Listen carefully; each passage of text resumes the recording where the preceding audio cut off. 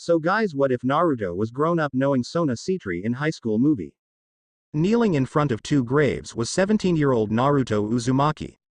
Naruto had spiky blonde hair, lightly tanned skin, dark purple eyes, and three unique whiskers on his cheeks that were similar to a fox or a cat. His attire consisted of black boots, navy blue pants, a dark crimson-red shirt, and a black jacket. By Naruto's side was a fox with red-orange colored fur, and black fur around its red eyes that stretch up to its ears, this being Naruto's pet fox that he named Kurama, the two having been together since Naruto found the fox as a kid, who at first didn't really like Naruto, or anyone really, either biting or scratching him whenever he tried getting close, but eventually, the whiskered blonde was able to earn Kurama's trust and took him in as his pet. Currently, Naruto was kneeling in front of the graves of his parents, Minato Namikaze and Kushina Uzumaki, both of them having died in a car crash, not even 5 months ago, something Naruto knew was his fault. Naruto still remembered how his life was growing up, with his family always traveling around the world due to his father's work as an archaeologist, discovering and studying ancient ruins, mostly in America and Ireland, given his father was half American and half Japanese, while his mother was half Irish and half Japanese, giving them rather unique appearances, which Naruto inherited from both of them. Due to his father's work, the family always traveled a lot and never settled down in one place for very long, though Naruto didn't mind since he found it enjoyable to travel to new and different places, along with learning new things from all the sites his parents worked at and took him to see, which did lead to Naruto gaining good reflexes and awareness, given how dangerous the ruins could be if you weren't careful, with some of them even having traps set up.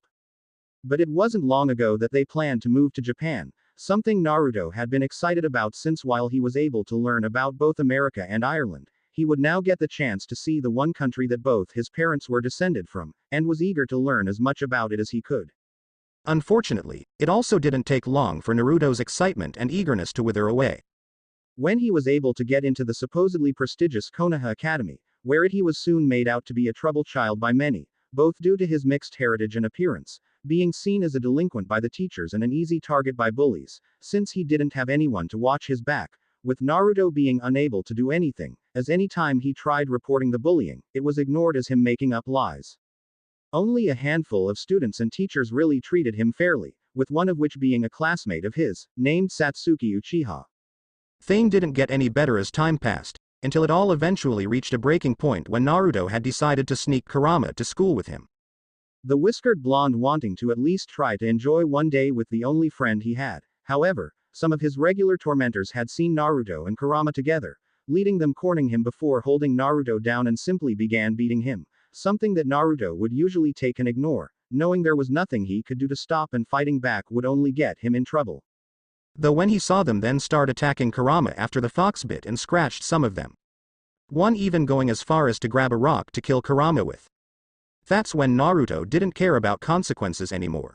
Before breaking free of the ones holding him down, and once he was free, Naruto began beating each of them within an inch of their lives, the Uzumaki not fully remembering every detail, only that when he finally stopped, he had blood staining his hands, face and clothes, while the bullies were no longer conscious, which was a mercy, given how most of them were missing teeth, several of their limbs were bent in ways they shouldn't be, and Naruto was sure they had even more broken bones. The incident had led to Naruto being expelled, not that he really cared and was even thankful to finally be away from the damn academy. Unfortunately though, after his parents had picked him up, they ended up in a car accident, one that ended up killing both Minato and Kushina, while Naruto and Kurama survived, leading to any satisfaction Naruto had getting revenge against the bullies being replaced with guilt, as it was his actions that caused his parents' deaths. Naruto still had to serve some time in Juvenile Correction Center for putting the bullies in the hospital and nearly killing them. Only being let out early due to good behavior and with it being found out about all the times they attacked him. And how the teachers did nothing to stop it or help him, something that Naruto learned was done thanks to Satsuki and her family's connections with the police, which surprised him since he never hung out with Satsuki, despite the Uchiha being one of the few students that treated him fairly, not wanting to take advantage of her kindness or take any handouts from anyone, preferring to stay the lone wolf of the academy. But he wasn't one to look a gift horse in the mouth. Especially since it turned out that these students and teachers had some shady history, outside of just bullying and neglecting him, leading to the students that bullied Naruto being expelled, while the crooked faculty members were fired, as well as being blacklisted from ever attending or working at another academy, ever again. That had been almost 2 weeks ago, with Naruto now having finally visited his parents' graves. I am sorry. I never meant for anything like this to happen. I wish I could have done things differently, but I can't. All I can do is try to be better. I also can't stay here. Not anymore, especially since those assholes will definitely use me as a scapegoat for their lives being ruined. Despite how much those assholes deserved it, I've managed to transfer to Kuo Academy and found a decent apartment, where I can hopefully try and start over, and I hope I can do something that you'd both be proud of, said Naruto, sighing before standing up and putting his hands in his pockets. Giving the graves one last look, Naruto turned around and took his leave with Kurama following beside him.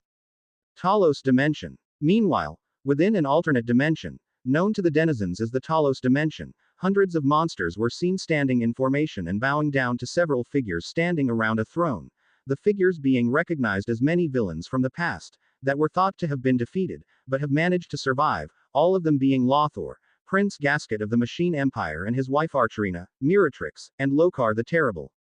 All of them having been summoned here by someone, but none of them knowing who had summoned them. Why did you drag us here, Lothor? Demanded Miratrix, assuming the evil ninja was the one to call this meeting. Me?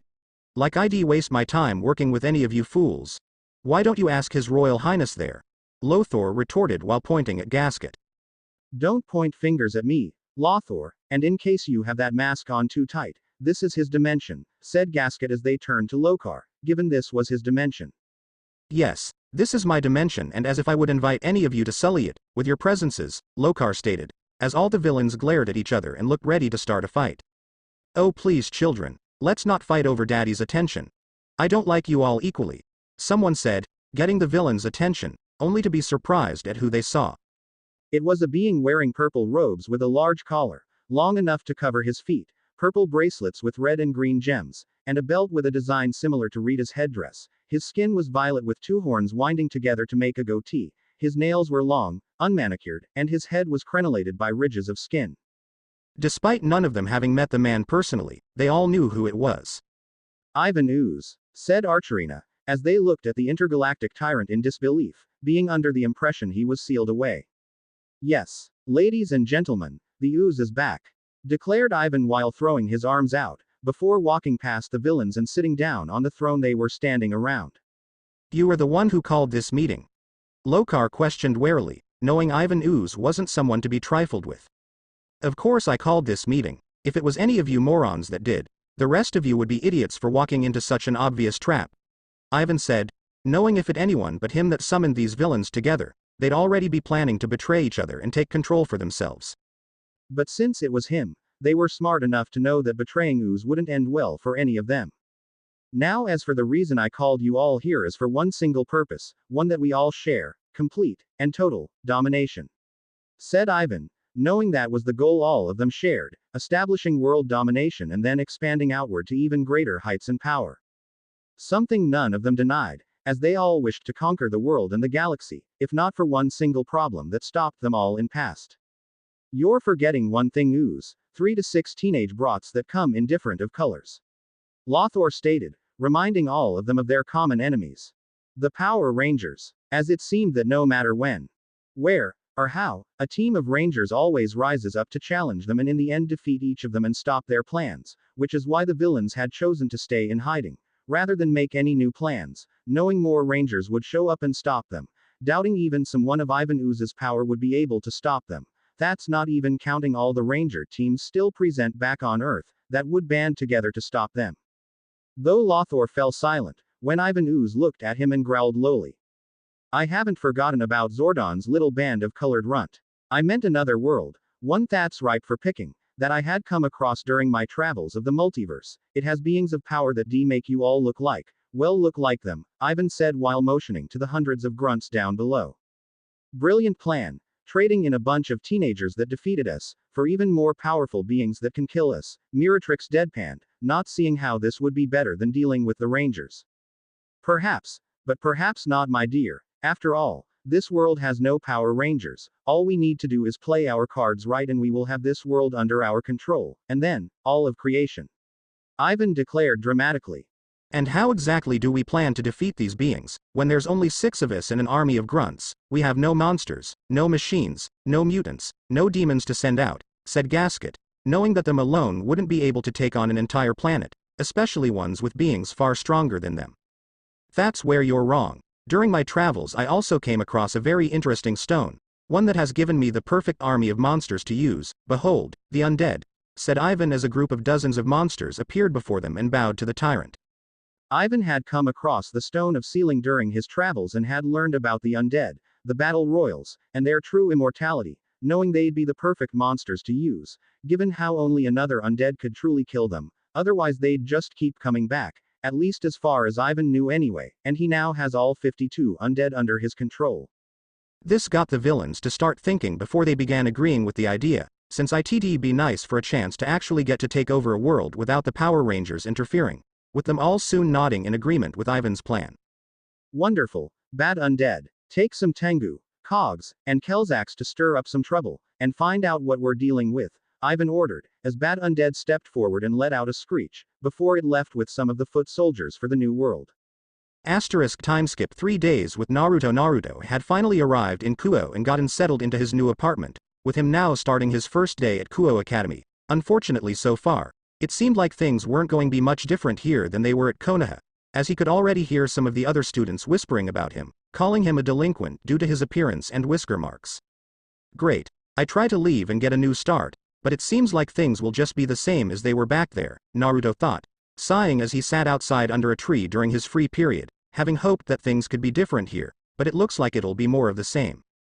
Hello there, said a female voice, making Naruto look up in surprise at someone approaching him, even more surprised when he saw who the person was.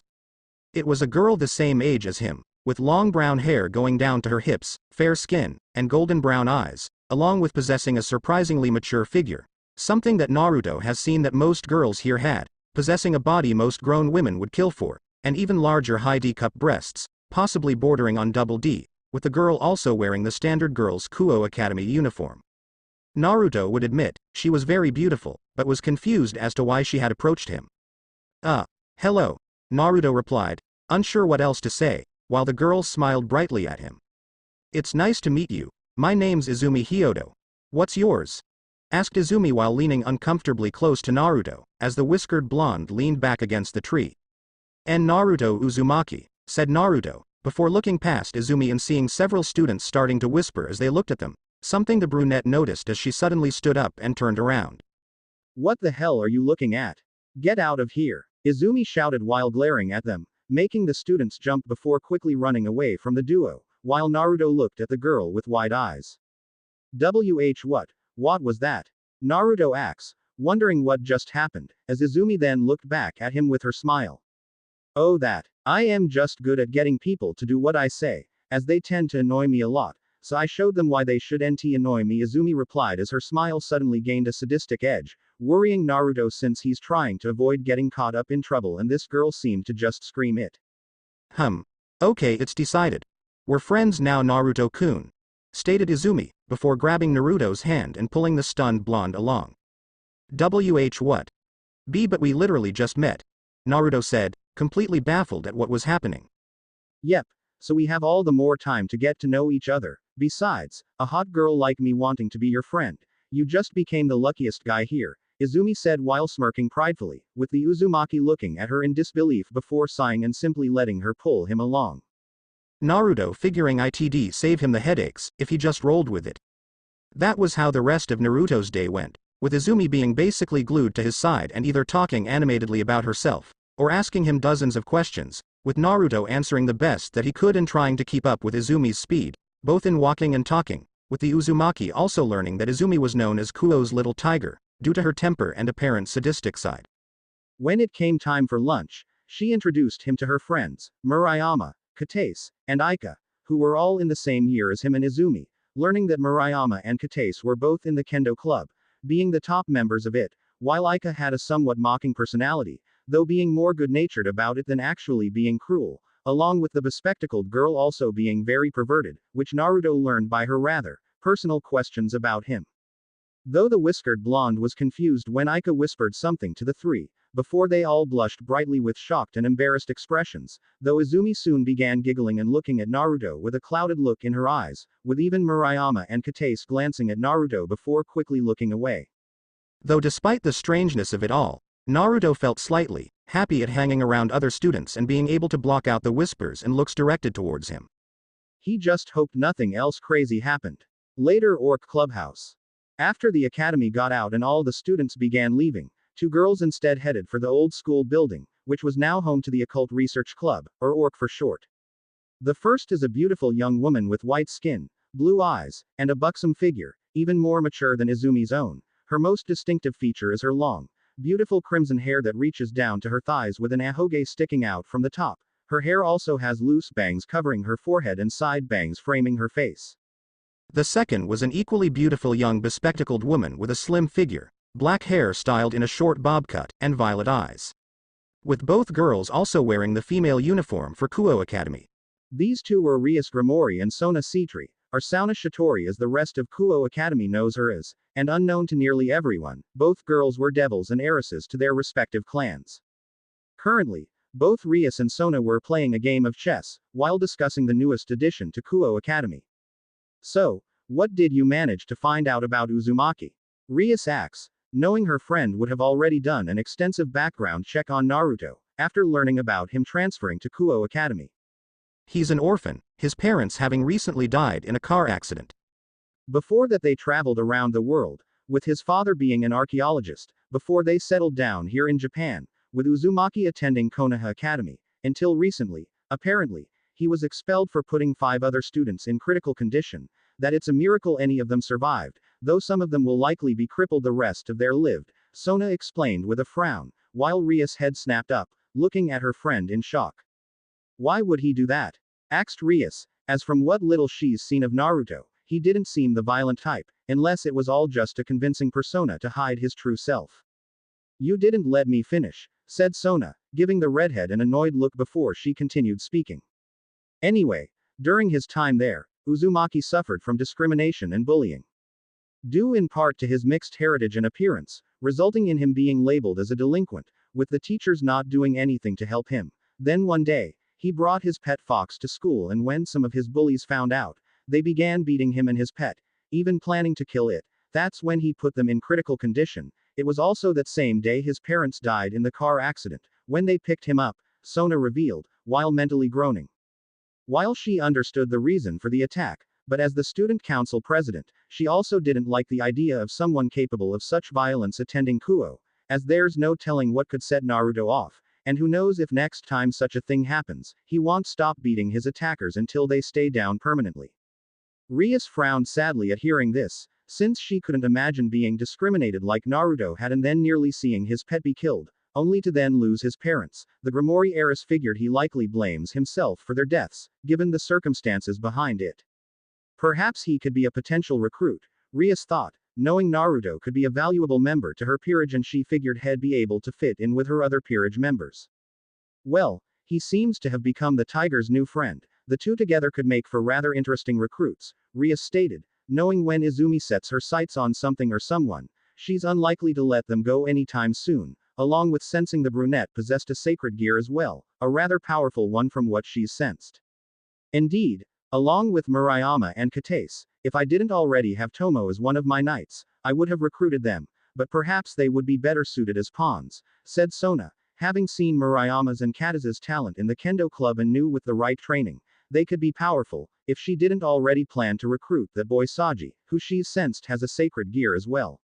Rias nodded in agreement, knowing the Kendo girls would be good recruits, but right now, the redhead was more focused on finding powerful recruits, especially with the time limit she's on, she needed to find powerful recruits and fast. With Naruto meanwhile, after leaving the academy. Rather than returning to his apartment, Naruto headed to his part-time job at a construction site. Knowing that while he did get a sizable inheritance from his parents, he didn't want to touch that money, unless it was for an emergency, instead choosing to find work with some odd jobs he could get around Kuo, and luckily finding one here. He didn't do anything too dangerous, mostly just helping move some materials around, running errands for the foreman, and anything else he could help with. Unfortunately for Naruto, despite his earlier hope of nothing crazy happening. It wasn't long after that he arrived at the site when things really started getting crazy, when explosions started going off, before a humanoid bat arrived along with a group of demonic-looking birds, robots, and what looked like black-suited ninjas, soon followed by a guy in a trench coat, a fedora, and having black wings emerging from his back and wielding a glowing blue spear, the guy being accompanied by several other people, wielding guns and glowing swords. Safe to say, everyone began running away and freaking out, even more so when the two groups began fighting each other, with Naruto having also tried making a break for it, only to stop when he saw the exit being blocked by the creatures and humans fighting each other, leading to the whiskered teen instead having to run towards the still being built building, knowing it was a bad idea, but also wanting to get away from the fighting. Okay, no need to panic, it's just a bunch of creepy and evil monsters showing up, along with a guy with wings and some crazy people with swords and guns. What the hell is wrong with this damn city? Thought Naruto as he hid behind a pile of boxes, wondering how one city could be this crazy, having came here for a new start and already he's wishing that he went somewhere else. Before Naruto could begin thinking of an escape plan, he caught something glowing out of the corner of his eye, spotting a strange silver box with red lines on the side. What the hell? Naruto muttered, confused at the sight of the strange-looking box, before peeking out from his hiding spot to see if the coast was clear. Seeing no creatures or crazy people, Naruto quickly reached out and grabbed the box before returning to his hiding spot, looking the box over and seeing an opening in one end of it, the opening looking big enough for someone to fit their hand into it. I am not actually thinking, Naruto thought, not believing he's actually considering sticking his hand into some strange box-like device he just found. Oh, what the hell? Today's already been the craziest day of my life. What's adding a bad decision on top of it? Said Naruto, not having any illusions he'll be able to escape or survive against those creatures on the ground, so he didn't have anything left to lose. Looking at the box, the whiskered blonde held it in one hand before hesitantly sticking his left hand inside, only to once again be surprised when the box seemingly vanished in a burst of light, while in its place was a black and red device strapped to his wrist, with 7 buttons on it. Even more strange, was Naruto suddenly having information appearing in his head, telling him what to do and how the device worked. I am just gonna assume I am officially dreaming right now, so screw it, quantum power, time fire. Naruto said as the device lit up, before an explosion surrounded him. Battle. Outside in the construction yard, the fallen angel Danasik was busy fighting against bad undead, while the exorcists with him were fighting the Tengu, Kogs, and Kelzaks, both of the groups having sensed something incredibly powerful at the construction site, before coming to investigate and claim it for themselves. I don't what you worthless freak are, but you want have whatever that power is. Danasik shouted while glaring at Bat, who screeched at him before unleashing a swarm of bats at the fallen angel, throwing them back. I couldn't care less what you say, Crow. You and your human pets are no match for an undead. And that power shall belong to Master Ooze, said Bat before unleashing a massive swarm of bats that bit and ripped into the exorcists, along with blinding them, leading to a few even attacking their own allies. Ahahahahahahaha. Look at these shitty fuckers I get to kill, this is even better than killing shitty devils. Laughed one of the exorcists named Freed, who was happily killing the grunts while firing his gun and swinging his sword madly, not even caring if he ended up killing any of his own allies. Freed, you idiot. I told you to go and find whatever that power was, said Danasik, angry that the crazy priest hadn't done what he said. Fuck that. Like hell I am missing the chance to, Freed retorted, only to suddenly be silenced when a blaster bolt was shot through his head, killing the deranged exorcist, with the sudden shot also silencing and ending the fighting as everyone looked around for who fired the shot. Only for more blaster fire to rain down on them, either killing the exorcists or minions, or throwing them back from the resulting explosions, the only ones unharmed being Bat and Danasik, as they looked around rapidly for who attacked them, before they all suddenly heard a tapping sound echoing around them. Who did that? Where are you? Show yourself, right now. Danasik demanded, looking around for who shot at them, while the tapping continued. Though soon, the two groups spotted someone standing on the stairs of the giant crane, leaning against the railing while tapping a blaster against the back of his left hand. The person was wearing a red gloves, black gauntlets, red boots with black bands around the top of them, a red bodysuit that was black on his shoulders, upper back, and chest, an arrow pointing down with jagged edge, with a matching arrow where his eyes would be on his black and red helmet, On his waist was a holster for his blaster, and a black belt with a symbol on the buckle. A Power Ranger. Bat shouted, the undead having learned about the Power Rangers and were under the impression that there were no Rangers on this planet. Listen here, you overgrown rodent. I am not just any Ranger, not by a long shot, I am the Quantum Ranger Time Fire, said Time Fire. I don't care what you call yourself human. Kill him. Donasek ordered as the exorcists rushed forward to attack the Quantum Ranger. The Ranger looking to the side, seeing several exorcists running towards his location. Gimme a break, said the Ranger before firing his blaster at them, taking the exorcists down before he jumped down from the stairs and to the ground below. The Quantum Ranger facing not just the exorcists, but also the Cogs, Tengu, and Kelzax, after Bat ordered them to attack as well. Computer, assess strategy. Time Fire said as his HUD came alive. Recommend. Blaster mode, alright, Quantum Defender Blaster mode. The Ranger said, pressing the button on the Quantum Defender before firing a shot at each of the exorcists and grunts surrounding him, with all of them dropping to the ground. Firing another barrage of shots at 2 more groups of enemies, the Ranger looked forward only to see more coming after him. These guys don't quit. Blade mode now, said Time Fire, while pressing the button again, causing the blaster to straighten out and unfold into a sword. Holding his blade, the Quantum Ranger jumped towards the enemies and began slashing at them while ducking, rolling, and dodging their attacks as he did so, until he sensed Donasek coming towards him, leading to the Ranger kicking off a wall and clashing his sword against the fallen angel's light spear. You may have defeated those weakling, but you're no match for me, shouted Donasek before throwing several light spears at the Ranger, only for him to drop to the ground as his sword turned back into a blaster and he opened fire at the fallen angel, throwing him back.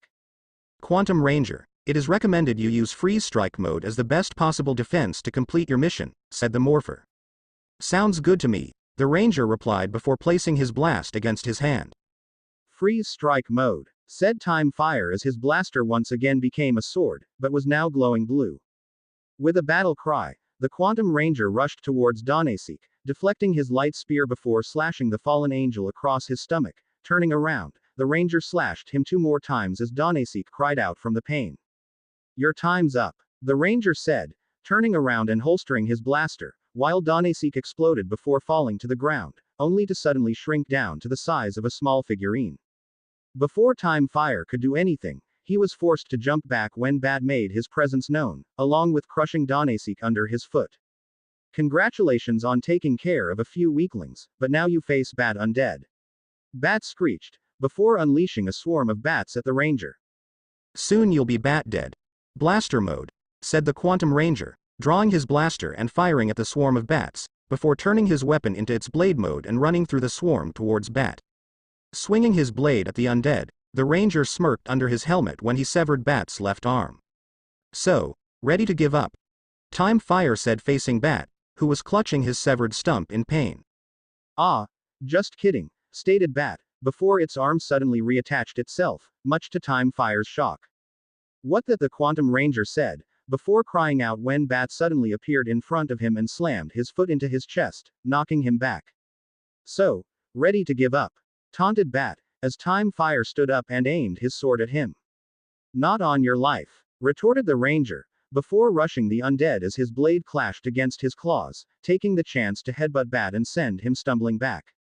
Blaster mode, the Ranger said, turning his weapon back into a blaster and firing off a barrage of blasts at Bat, knocking him further back, only for the undead to not look fazed. My turn, Ranger, Bat said, releasing a giant swarm of bats at Time Fire, surrounding him, as he swung his sword rapidly at the swarm, taking out the bats. Only for Bat to suddenly appear from behind and wrap his arms around the Quantum Ranger, before flying them both high up into the air. Going up and going down, stated Bat before dropping the Quantum Ranger. But before the Ranger could hit the ground, Bat reappeared and smashed his foot into his side, knocking him into a metal pole. Gonna feel that in the morning, Time Fire grunted as he stood up, before quickly blocking Bat's slash with his blade. There won't be a morning for you, Bat screeched, as the Ranger jumped back. Computer, any ideas would be great, right about now, said the Ranger while blocking Bat's assault. Quantum Ranger, it is recommended that you use your overdrive attack, Quantum Divide, to complete your mission, the Morpher replied. Overdrive attack, alright, if you say so, Time Fire said before putting some distance between him and Bat, before shooting him to stun the undead. Overdrive mode, said the Quantum Ranger as his saber glowed with blue energy, as he held it in a reverse grip and rushed towards the undead. Quantum Divide, shouted Time Fire while slashing Bat diagonally across his body, making the monster cry out as he fell to his knees. Now Freeze Strike mode, the Ranger said before turning around slashing Bat 2 more times, making the undead screech in pain. Seeing Bat fall down, the Ranger panted, feeling slightly drained from the energy he used. Unfortunately, he didn't have time to rest, when he stiffened as he saw Bat suddenly get back up as his injuries healed. "Aw, come on. What does it take you put you down?" demanded the Ranger, not believing he was still standing. "Fool. You can't kill an undead, we will always rise once more. Now prepare," said Bat, only to suddenly stop and look up for a moment, before looking back at the Ranger. Consider yourself lucky, Ranger. Next time we meet, it will be the last, Bat said before it was teleported away, confusing the Quantum Ranger. What was that all about? Time Fire muttered, before looking down at himself and focusing on the Quantum Morpher. "Thinking about it. What even are you? And how did you give me this power?" questioned Naruto, confused as to how he was even able to fight those things, let alone somehow win.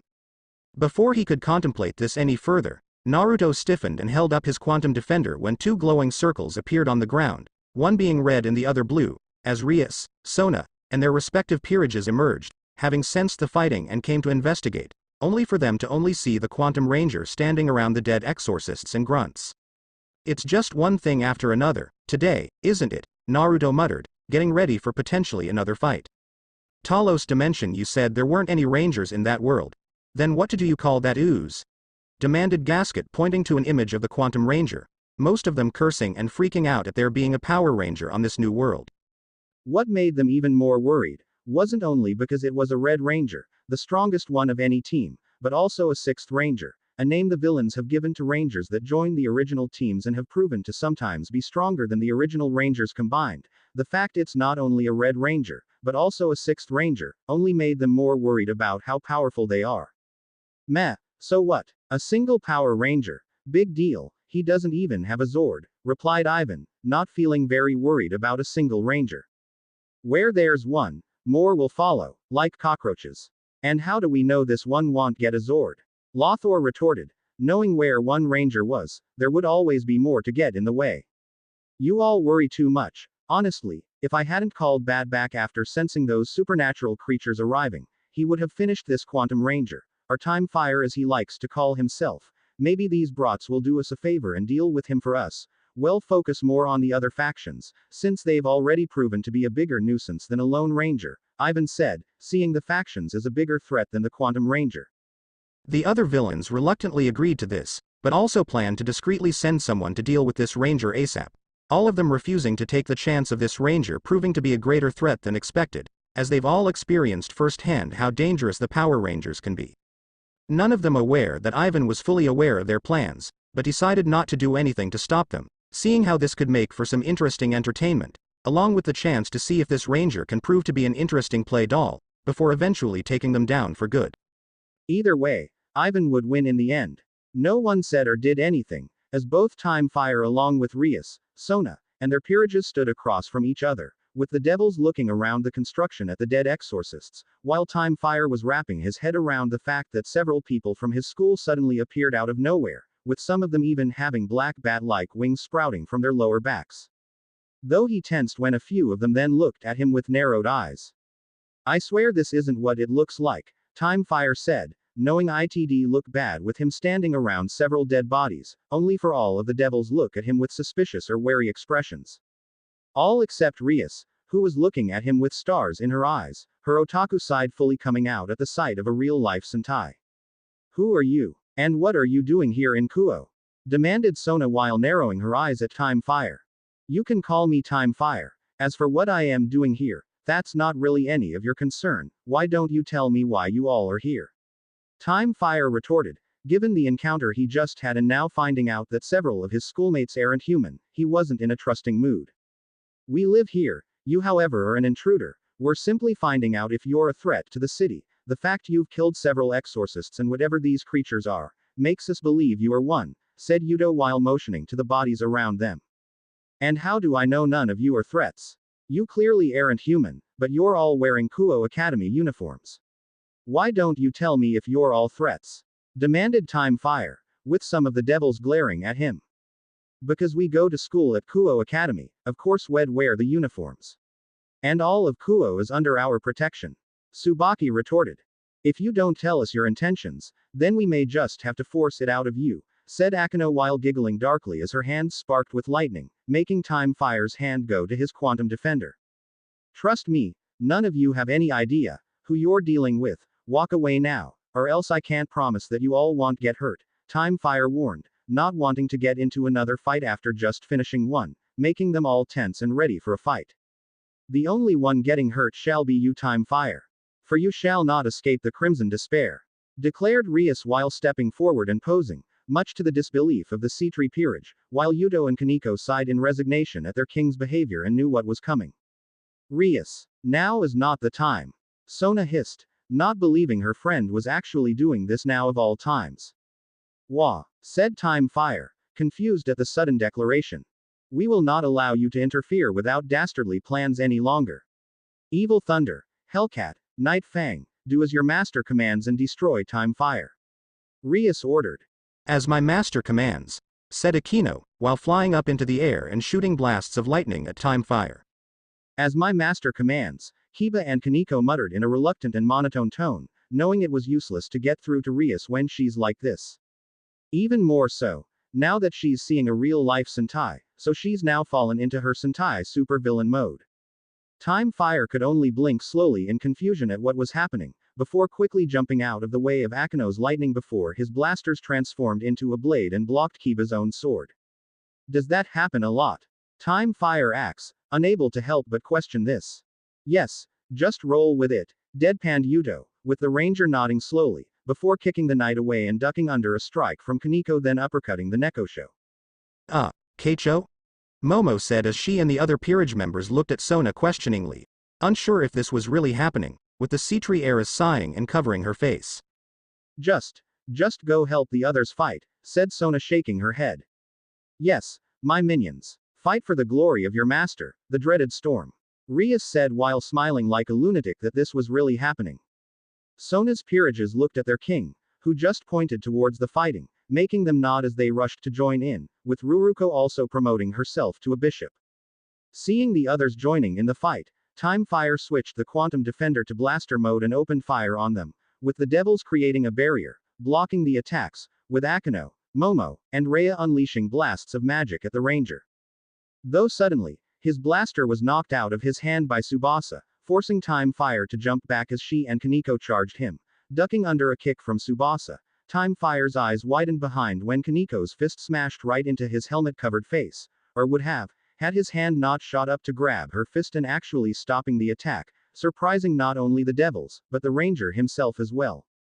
Getting over his surprise at his increased strength, Time Fire lifted Kaneko up before throwing her into Tsubasa, sending both girls stumbling back, before the ranger then slammed his own fist into Tsubasa's face, which launched her back onto the ground, only to grunt when Kaneko recovered from being thrown and tackled him to the ground. Already getting me on my back, at least buy me dinner first, Time Fire joked, making the Nekosha's eye twitch as she clasped her hands together.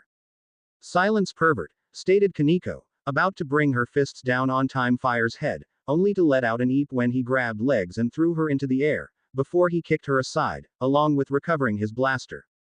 Blade mode, said Time Fire while blocking some strikes from Yuto and Tomo, the latter having gotten a sword from her fellow knight. We won't let you hurt our friends anymore, Tomo said.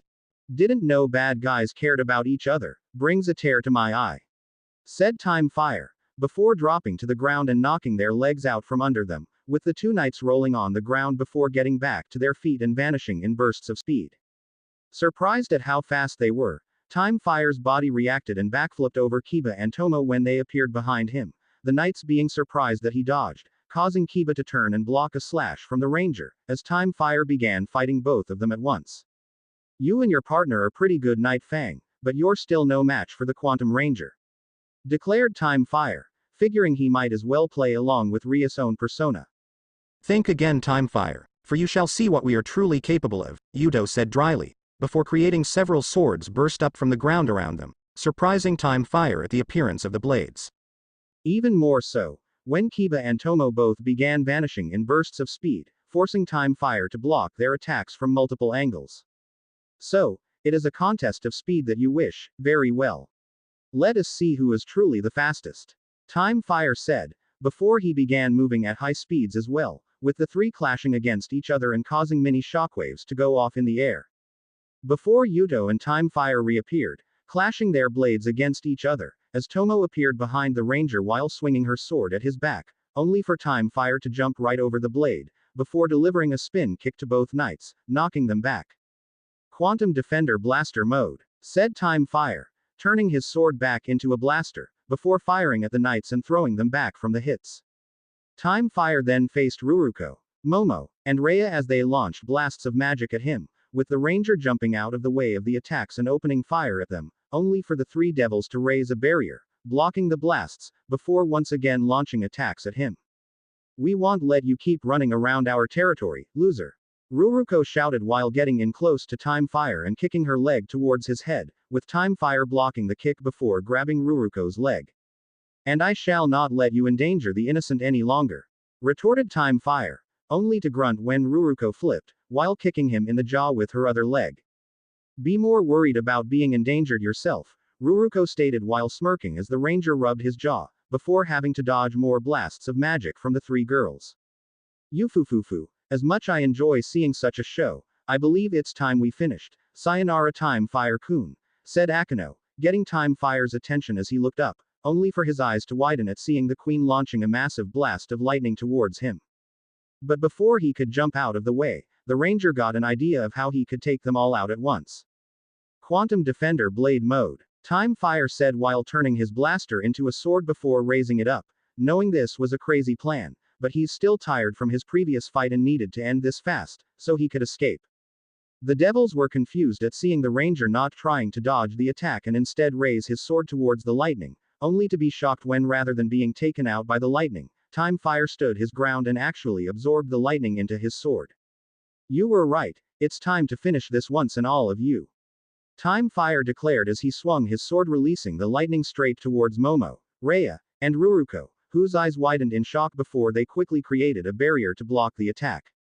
Only to cry out, when the lightning crashed right through the barrier and electrocuted the three, as they were sent flying back groaning from the attack, with the remaining devils being shocked that Time Fire actually redirected the lightning and was still standing from it.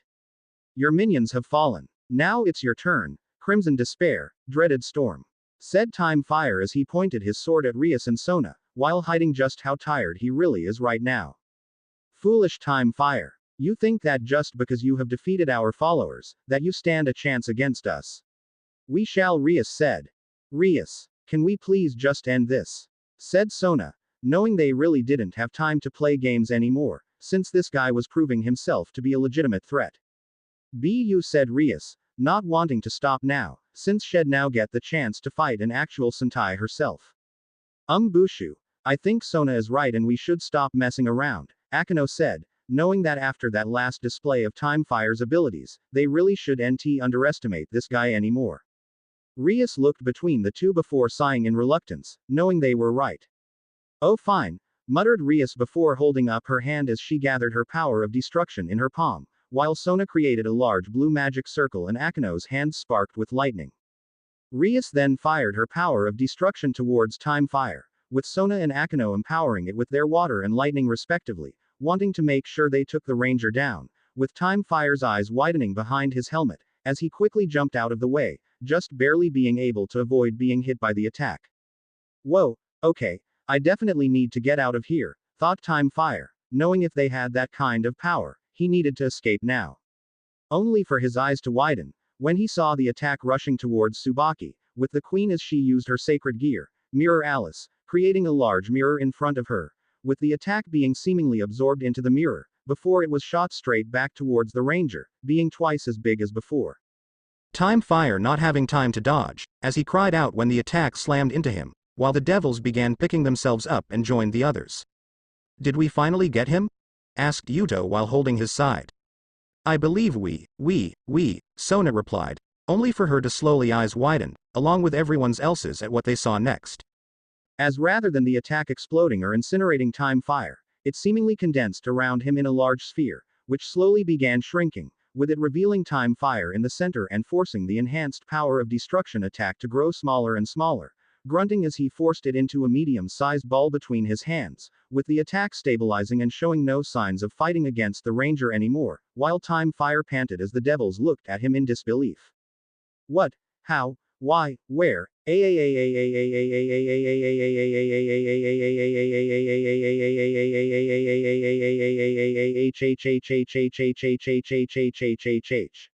Sona thought as her mind began short-circuiting at seeing something that should be impossible.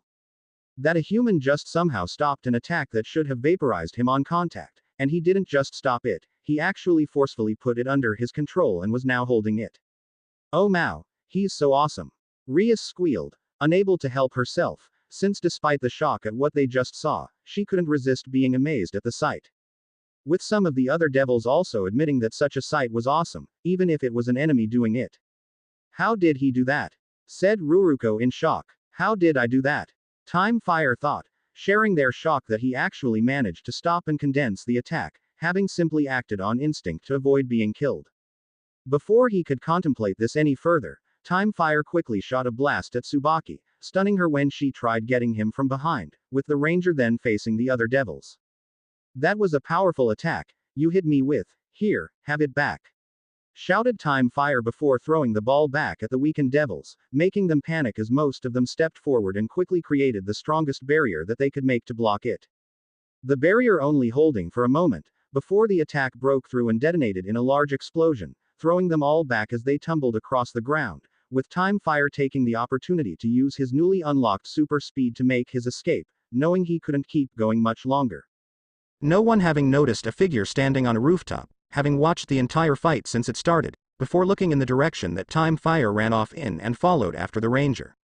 With Time Fire ran as long as he could, away from the fight, wanting to put as much distance as he could between him and the devils, only stopping when he lost his remaining energy and collapsed against a wall, thankful that no one else was around to see him, before not a moment later, Time Fire demorphed and turned back into Naruto. How the hell did my life become this? Naruto wondered out loud, since he hasn't even been in Kuo for a week and already, he's nearly died 3 or 4 times. The whiskered blonde wondering if this was his punishment for getting his parents killed, to never get the chance to have any peace, to have to deal with monsters, lunatics, and who knows what else trying to kill him every single day. His exhaustion from all the fighting finally caught up with Naruto, as he fainted on the spot, with the hidden figure jumping down and looking at the unconscious boy for a moment, before they picked Naruto up and vanished again. Talos Dimension. Meanwhile, back in the Talos Dimension, the villains were discussing everything they had seen of the fight. Oh great, not only is he a Red 6th Ranger, he's also a fast learner. At this rate, he won't even need a team to fight us. Gasket said as they saw how Time Fire fought against the devils and took them all down, most of them being especially worried about how he was able to stop and control that powerful attack. So far, the only good news it seems, is seeing how weak those devil brats are in that town, said Lothor, as they did feel some relief at seeing how weak the resident devils were in Kuo, from what they heard before the fight, feeling more confident in the plan to conquer this world. Yes, if they can't defeat a newbie ranger, I doubt we'll have to worry about them ourselves, Miratrix said, knowing they wouldn't hold back from killing the devils, or anyone else that gets in their way. Too true, but don't think that just because they're weak, the rest of their kind are, or the other factions, underestimating our enemies is what lead to all of us being defeated before, in case you have forgotten, stated Ivan, making sure they don't forget it was them underestimating the rangers of their world that lead to their defeats. We should gather more data on them and the rest of our enemies, bad undead. Take an even bigger army with you to attack the city, draw out any and all beings and see what we're up against. If no one shows up and the city's either destroyed or conquered, then so be it, Ivan ordered. It'll be done, master, replied Bat, bowing before going to gather an even larger force of Kog, Tengu, and Kelzax to attack all of Kuo. I can send Scorpina as well to assist with the attack, as a means to have 2 leaders commanding the army, Lokar said, as Scorpina herself appeared and knelt before the villains. Fine, send her if you want, the more destruction, the better the entertainment I always say, replied Ivan, despite knowing their true intentions for sending Scorpina. Lokar nodding, before motioning for Scorpina to follow him, with the woman doing so as the wizard lead her to a secluded area. I don't believe you need reminding of what you'll do once you arrive on Earth, Scorpina, said Lokar. Yes, Lord Lokar, to find and kill the Quantum Ranger, Scorpina said. Good, and of course, what will happen should you fail? Lokar warned while shooting a blast of lightning at Scorpina's feet, making her flinch slightly and nod, while suppressing her shiver at remembering the last time she failed and was punished. Later with Naruto. Naruto groaned as he began waking up, opening his eyes, only to be confused when he saw that he wasn't in his apartment, and was instead in a room that he didn't recognize. What the hell? Where am I and how did I get here? Naruto thought, only for his eyes to widen as he began recalling everything that happened, along with spotting the quantum morpher on his wrist. Shit! Shouted Naruto while shooting up out of bed, only to groan when he ended up falling onto the floor. I see that you're up, someone said as Naruto picked himself up off the floor, seeing an older man with long black hair going down to his lower back and covering the right side of his face, while wearing a black kimono and dark blue sandals. The man was also carrying a tray of food, though Naruto's attention turned to Kurama when the fox came running in and went to his side, with the Uzumaki smiling and petting his friend, glad to see him. Yeah, I am glad to see you too, buddy, what's this? Said Naruto, when he saw Kurama was holding something in his mouth, surprised when he saw it was a deck of blank cards. Naruto recognizing them as having belonged to his father, having found them during one of his excavations, not knowing what they were, before he gave them to Naruto after seeing they were harmless, figuring he could have some fun with them or use them in a game, with Naruto having wondered what they were, but never figured out what their purpose was. Yes, I found that one not long after I found you and brought you both here, said the man, while setting the tray down and reminding Naruto of his presence. Oh right, sorry, Naruto apologized for ignoring the man, who simply shrugged it off. It's fine, given the circumstances, I suppose introductions are in order. I am Madara Uchiha, Madara introduced, surprising Naruto at hearing his name. Uchiha? As in part of the Uchiha clan and related to Satsuki Uchiha? Questioned Naruto, thinking he must be related to Satsuki. Yes, I am her granduncle, while her grandfather was my younger brother, replied Madara while sitting down, with Naruto sitting on the bed. Okay, how much did you see exactly? Naruto asked, nervously if he saw his fight against Bat and the devils. If you mean your fight against the fallen angel, exorcists, the undead, and the devils, I saw everything, along with you getting that and transforming, Madara answered while pointing at the quantum morpher, making Naruto gulp. I haven't told anyone. I doubt they'd even believe me, if I did, added Madara, putting Naruto at ease slightly as he nodded. Right, and how do you know all of that? About those people and that thing I fought? Naruto asked, still wrapping his head around everything he just saw. The humans you fought were known as exorcists, or rather ones that have gone rogue and were led by a fallen angel. The one with the black feathered wings, the children that you fought are known as devils, both of them are part of two factions, the Grigori and the Devil faction respectively, along with the angel faction to complete the set, Madara revealed before he began explaining the rest of the supernatural world to Naruto, including all the factions, groups, pantheons, magic, and everything else he knew. As for the undead, I unfortunately don't know a lot about them, outside of the fact they are immortal and only another undead can permanently kill them, and that they are supposed to be sealed away. As for the monsters it was commanding, I am afraid I have no knowledge of them or where they came from, though we'll be investigating them soon, to find out, said Madara as he finished his explanation, with Naruto feeling faint as he wrapped his head around everything he just heard. Learning that not only were devils, angels, and fallen angels real, but also gods, monsters, and everything else that Naruto believed to be nothing but myths and legends, it was certainly a lot to take in. And you, what are you supposed to be? Questioned Naruto, figuring Madara must be something. I am human, like you, but with my own abilities that differ from the other factions. The Uchiha clan as a whole are modern-day ninjas, but not dressing up in black outfits and hiding our identities, but instead hiding in plain sight, being descended from the previous generations, dating all the way back to Hanzo Hattori, Madara answered, much to Naruto's awe at hearing this, and the fact that Satsuki must have had training as well. Now then, what do you plan on doing now? Madara asks, wondering what Naruto will do now, with what he's experienced and now knows. This reminding Naruto of the fights, before he stood up and took off the quantum morpher, while putting it on the bedside table. What I am going to do is go home, go to school, and try to pretend everything is normal, said Naruto, having no interest in getting caught up in some fight between monsters and supernatural beings. Even after what you went through, with how you stopped the undead and fallen angel from getting that, as well as making sure they couldn't hurt innocent people. You could be a hero, Madara said, only for Naruto to shake his head. I am not a hero. I don't want to be a hero, a ranger, or anything else. All I want is a peaceful, normal life. And as for that fight, I got lucky. If it wasn't for that thing making me stronger, I wouldn't have last 5 minutes, let alone somehow win, Naruto replied, not wanting to be some hero that fights monsters, knowing he got lucky before and wasn't interested in getting himself killed, fighting things way out of his league. Are you sure it's just the fight at the construction site stopping you? Or is it what happened at your old school and what happened to your parents as well? Questioned Madara, surprising Naruto that he knew that, but not much given his relationship with Satsuki, but that also brought up another question for him. Why did she help me? We barely know each other and hardly hanged out, yet she went through the trouble of exposing what happened and helped get me out of trouble, why? Questioned Naruto, wondering why Satsuki would go through the trouble of helping him. Satsuki has a strong sense of justice and wishes to help people, if she can, something she shared with her brother Itachi, before he died from a terminal illness, Madara replied, making Naruto wince. I am sorry for your loss, said Naruto, having never known Satsuki had a brother, but could see why she never mentioned him in the few times they did talk.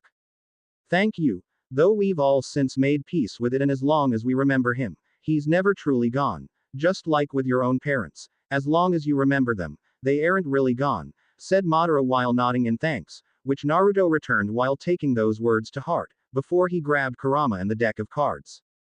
Well, thanks for the help and looking after me, but I should be getting home, Naruto stated, with the Uchiha nodding in response. Of course, though, are you sure you don't want that? You could do a lot of good as time fire, said Madara, motioning to the quantum morpher, with Naruto looking at it for a second before looking back at Madara. Like I said, I am not looking to become a hero or fight monsters. Besides, I am sure you could do a lot better with it than I ever could, Naruto said while sticking with his choice, before the whiskered blonde took his leave. With Madara sighing once he left, not doing anything to try and stop him from leaving, but knowing that sooner or later, Naruto would be pulled back into this world, as no matter if someone wanted to leave it, once you know the truth, you can never really escape. And something tells, he'll be pulled back sooner rather than later, Madara thought, before grabbing the quantum morpher and went to prepare for whatever was coming. Asterisk timeskip one day Orc the next day both Gremory and Sitri peerages were within the Orc clubhouse, doing their best to recover from their fight against Time Fire, most of them still reeling from the loss and the fact that they lost to an actual Sentai as well, with Rias still filled with excitement and happiness. I can't believe we actual met a real Sentai, with us not only fighting him, but losing as well. It was the greatest defeat ever. Rias squealed, not even caring that they were defeated, simply happy at having fulfilled one of her dreams to meet a Sentai and even get to battle them. The only regret Rias really had, was that they didn't get to fight alongside the Sentai, rather than against him. Yes, Rias. Thank you for the reminder. That we, two groups of devils that have experience, power, strategy, and numbers on our side, lost to a single Sentai. With it being obvious that he wasn't only tired, but that it was his first time as one, as well, Sona said with annoyance lacing her tone, as she was still trying, and failing, to understand how they could have lost. Sentai or not, they had been against a single person, while having every advantage, and yet they still somehow lost. Oh Mao. How can things possibly get any worse? Thought Sona, groaning, since not only was Time Fire still out there somewhere, but they had no idea where he was, if he was planning anything, or if he was allied with a faction. Slam. Everyone looked at the source of the sudden slam, before looking in surprise and confusion, or disbelief, when they saw Rias Bishop, Gasper Vladdy, exiting her room, Gasper being a Dampier and possessing a sacred gear that allowed her to control time, though she wasn't able to control it, which combined with her fear of people, lead to her needing to be locked in a sealed room, a room which only Rias was supposed to be able to open, but it seemed the Dampier simply forced it open. Even more surprising was Gasper being unusually silent and her face being shadowed, before walking up to Rias with her laptop in hand, with the girl then looking up at her king with a strained smile. Bucko, you know that I deeply respect and appreciate everything you did for me, when you didn't have to, right? saving me from my former family and those vampire hunters, giving me a new home, and respecting my privacy? Gasper asked, with the confused Rias nodding slowly. Yes Gasper, and I am glad to have you as a member of my peerage and family, replied Rias, with the Dampier nodding while started to shake in place.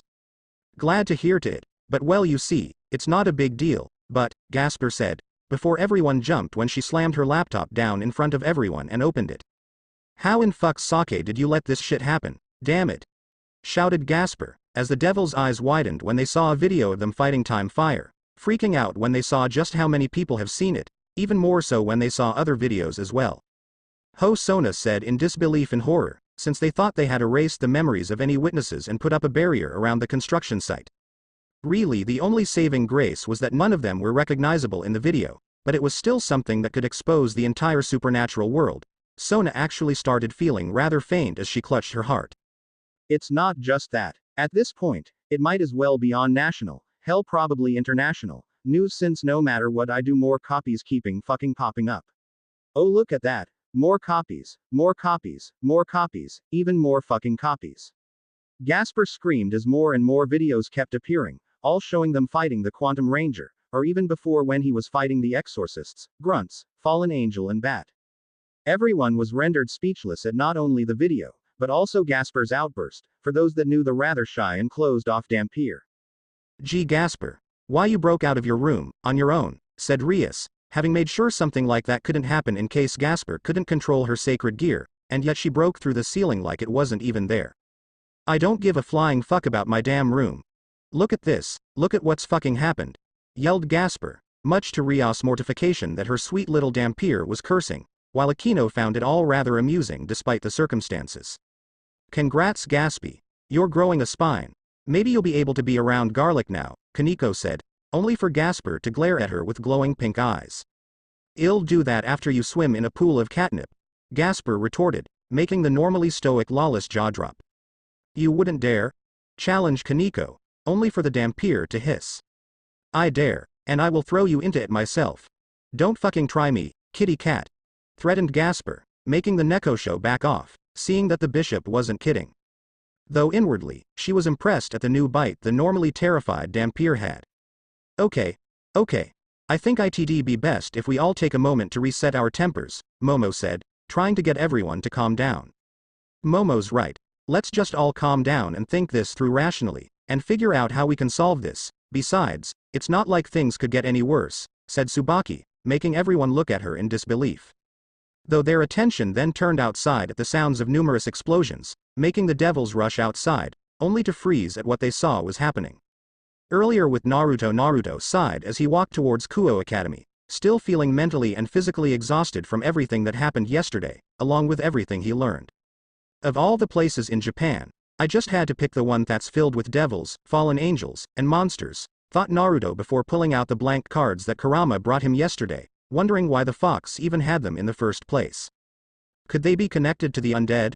Naruto wondered, given how while he was able to take down the fallen angel, exorcists, and monsters, he wasn't able to take down Bat, making the Uzumaki consider if these cards are connected to him and the other undead. And he's still out there, clearly taking orders from someone else, and who knows how many other undead there are, thought Naruto, frowning, since who knows what Bat and whoever his master is are planning next, and so far, it seemed like he was the only one able to stop them, or at least force them to retreat. Though, it wasn't long before Naruto shook his head and pocketing the cards, while shoving aside those thoughts. No, I already made my choice, I am not getting dragged into some magical fight against monsters, and who knows what else, Naruto thought, refusing to start second-guessing his decision now, knowing this wasn't his fight or his problem. Naruto soon arrived at Kuo Academy and headed inside, only to immediately freeze and pale, as he looked around with wide eyes, seeing nearly all the students looking at their phones, laptops, or anything connected to the internet, and all of them were watching the same thing, videos of Time Fire fighting against the monsters, Bat, Fallen Angel, exorcists, and then the devils. Look at how this guy moves. I can't believe there's an actual Sentai running around, in Kuo of all places. Time Fire is so cool. I wonder what he looks like under that helmet, I bet he's so handsome. I wouldn't mind being saved by him any time, damn it. First that bastard Yudo, now we have this guy running stealing all the girls. How the fuck did this happen? thought Naruto as he looked around helplessly, as everywhere he looked, students were either watching videos of Time Fire's fights or talking about the ranger, wondering just how this could have happened when he thought everyone had ran away when the undead, fallen angels, and exorcists arrived. Naruto! Izumi shouted, with Naruto stumbling slightly when the brunette seemingly materialized at his side, soon followed by an amused Aika, while both Murayama and Katase had conflicting expressions on their faces. Look, look, look, look. A Sentai, a real-life Sentai here in Kuo. There's actually a real superhero. Squealed Izumi with stars in her eyes, while showing Naruto the video of the fight, and fangirling over the fact that a superhero now existed. Why yeah. IIC can say cth that, WH where X exactly D did th that come from? Naruto asked, trying, and failing to hide his nervousness. It was uploaded yesterday, along with a bunch of similar videos. I am sure that by now everyone in Kuo has seen it, possibly even all of Japan, if not the rest of the world, Katase replied, making Naruto now feel faint that potentially, the entire world knows about Time Fire. IISC, A and D does anyone kn known who this guy is? Questioned Naruto while mentally praying that was at least kept secret, before feeling relieved when the girls shook their heads. No, no one knows who Time Fire is or where he came from, only first appearing when he fought those monsters, answered Murayama, making him mentally sigh thankfully. The whiskered blonde feeling relief that there wasn't any video of him morphing into Time Fire, knowing just how bad that would be. But still, can you believe it? There's now a real superhero out there, fighting against monsters, said Izumi while vibrating in excitement, as Naruto nodded shakily. Why yeah, are really great. What do you all think of this exactly? Naruto asked reluctantly, wanting to know their opinions on Time Fire's appearance. It is rather amazing to know there's an actual Sentai in the world, fighting monsters, like those creatures and that bad one, but it's a shame I can't get an accurate measurement for his size, though I am sure he's huge, replied Aika while smiling lecherously as she imagined how big Time Fire was. I wouldn't think that's important Aika, but yeah, it's really awesome, knowing someone like Time Fire is real, especially with us now knowing that there are monsters in the world as well, along with how amazing he is with a sword, Murayama said, with Katase nodding in agreement. Yeah, he must be trained for years to get that skilled, and do moves like that, added Katase, the two having been excited and amazed at seeing Time Fire's Kenjutsu skills. Naruto nodded slowly at their responses, before looking at Izumi, only to be surprised at seeing her smiling gently as she watched the video. I think it's really great to know there's a hero in the world to help protect and save people. Knowing that wherever these monsters came from or whatever they're planning, we know there'll be someone to stop them from hurting anyone.